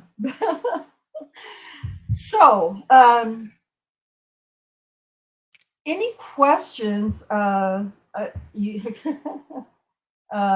grab a couple comments here. Liam says he has no concept of metaphor or hypotheticals. Oh, of course not. I don't think he doesn't know what they are. He doesn't know what they are, much less how to spell either one of them, I'm sure. Kim Davis, I just find purely disgusting. She is just vile and disgusting. There's nothing, she's a horrible individual, in my opinion. So hopefully, for those of you who are brand new and wanting to get a start on the case, and to those of you who have been kind of paying attention and jumped in somewhere in the middle and are listening to the podcasts from Bates, are still trying to kind of get a grasp. To those of you who've been around a long time and know as much as we know, hopefully this was a good refresher and a good way to get everybody kind of re-energized, rejuvenated, and excited again about covering this case. It's really hard because you got 13 different accusers, and when you're trying to break down each of their cases, and it's taking us 3, 4, 5 weeks to do it, I feel like it just kind of starts to I don't know, drone on or something, like, oh my gosh, again with more of this, because it, so hopefully this helps. Hopefully this helped tonight, and we can come back next week with fresh eyes and get everybody started on the first accuser, Jamie Liggins, or at least on June 14th. And we will very quickly, after that, insert Terry Morris. In the Bates podcast, he addresses Jamie Liggins and then Terry Morris. So we're gonna do the same thing. But Kay, like you've heard a little bit tonight, has very has done a very good job of making the connection about why Terry Morris needed to be a part of Janie Living's.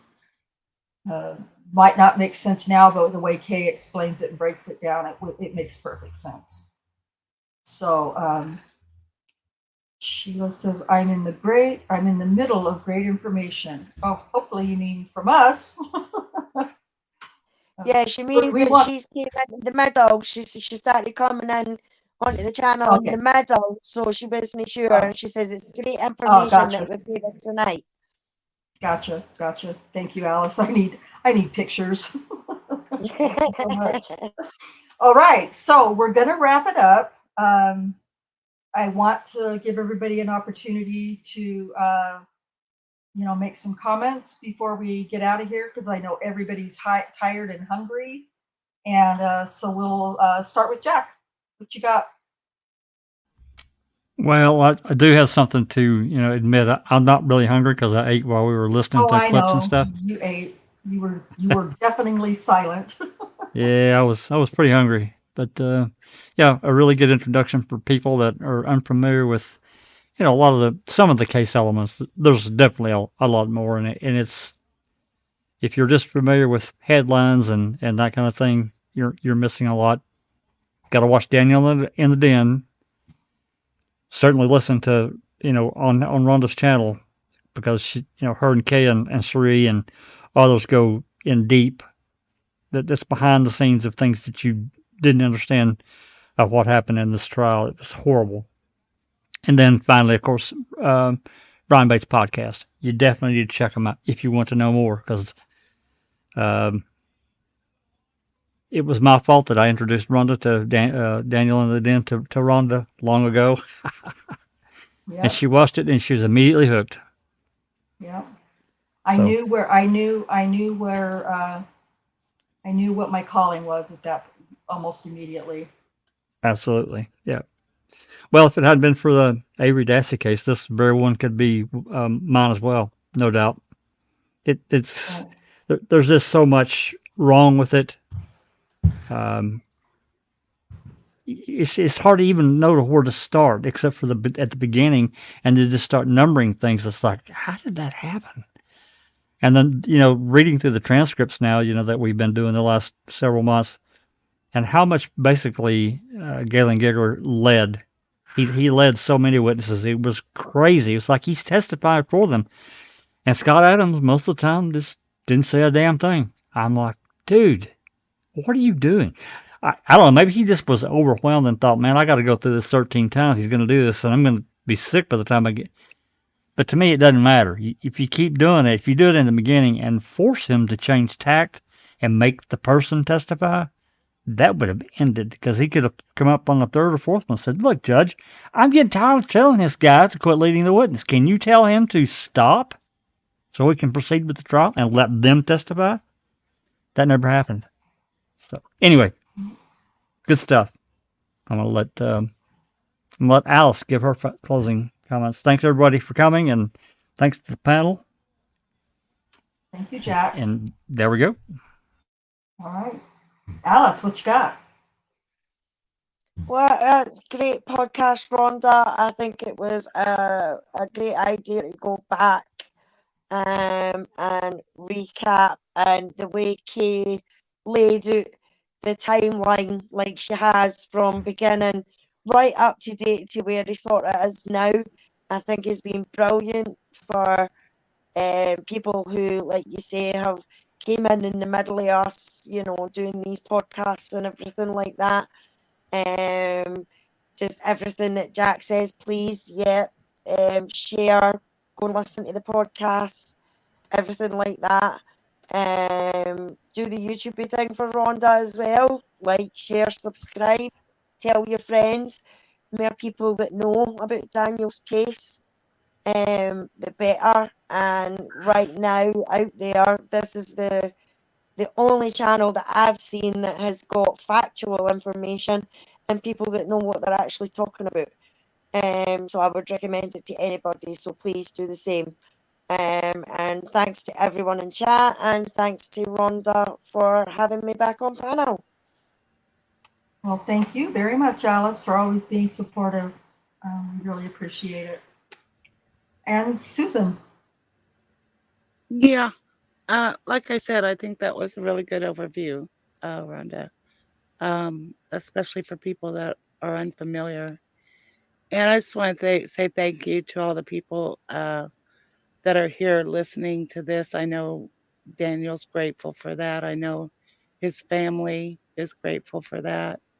And, you know, it's just, what can we do? We can keep it in the daylight, you know, because otherwise these cases just get lost in oblivion.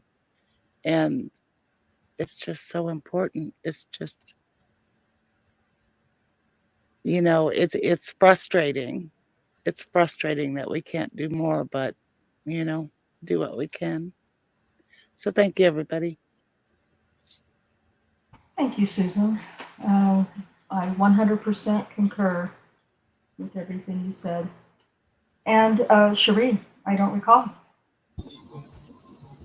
Well, I agree with everybody. It was a good overall review and helps make the connections between all these individual accusers that we've been going through. And keep talking till he's walking, please. Absolutely. Thank you, Cherie. And Kay. Yeah, this case, it's just a crazy one. You know, but there are a lot of elements or a lot of things that happened in this case that happen in a lot of other wrongful conviction cases. You know, when detectives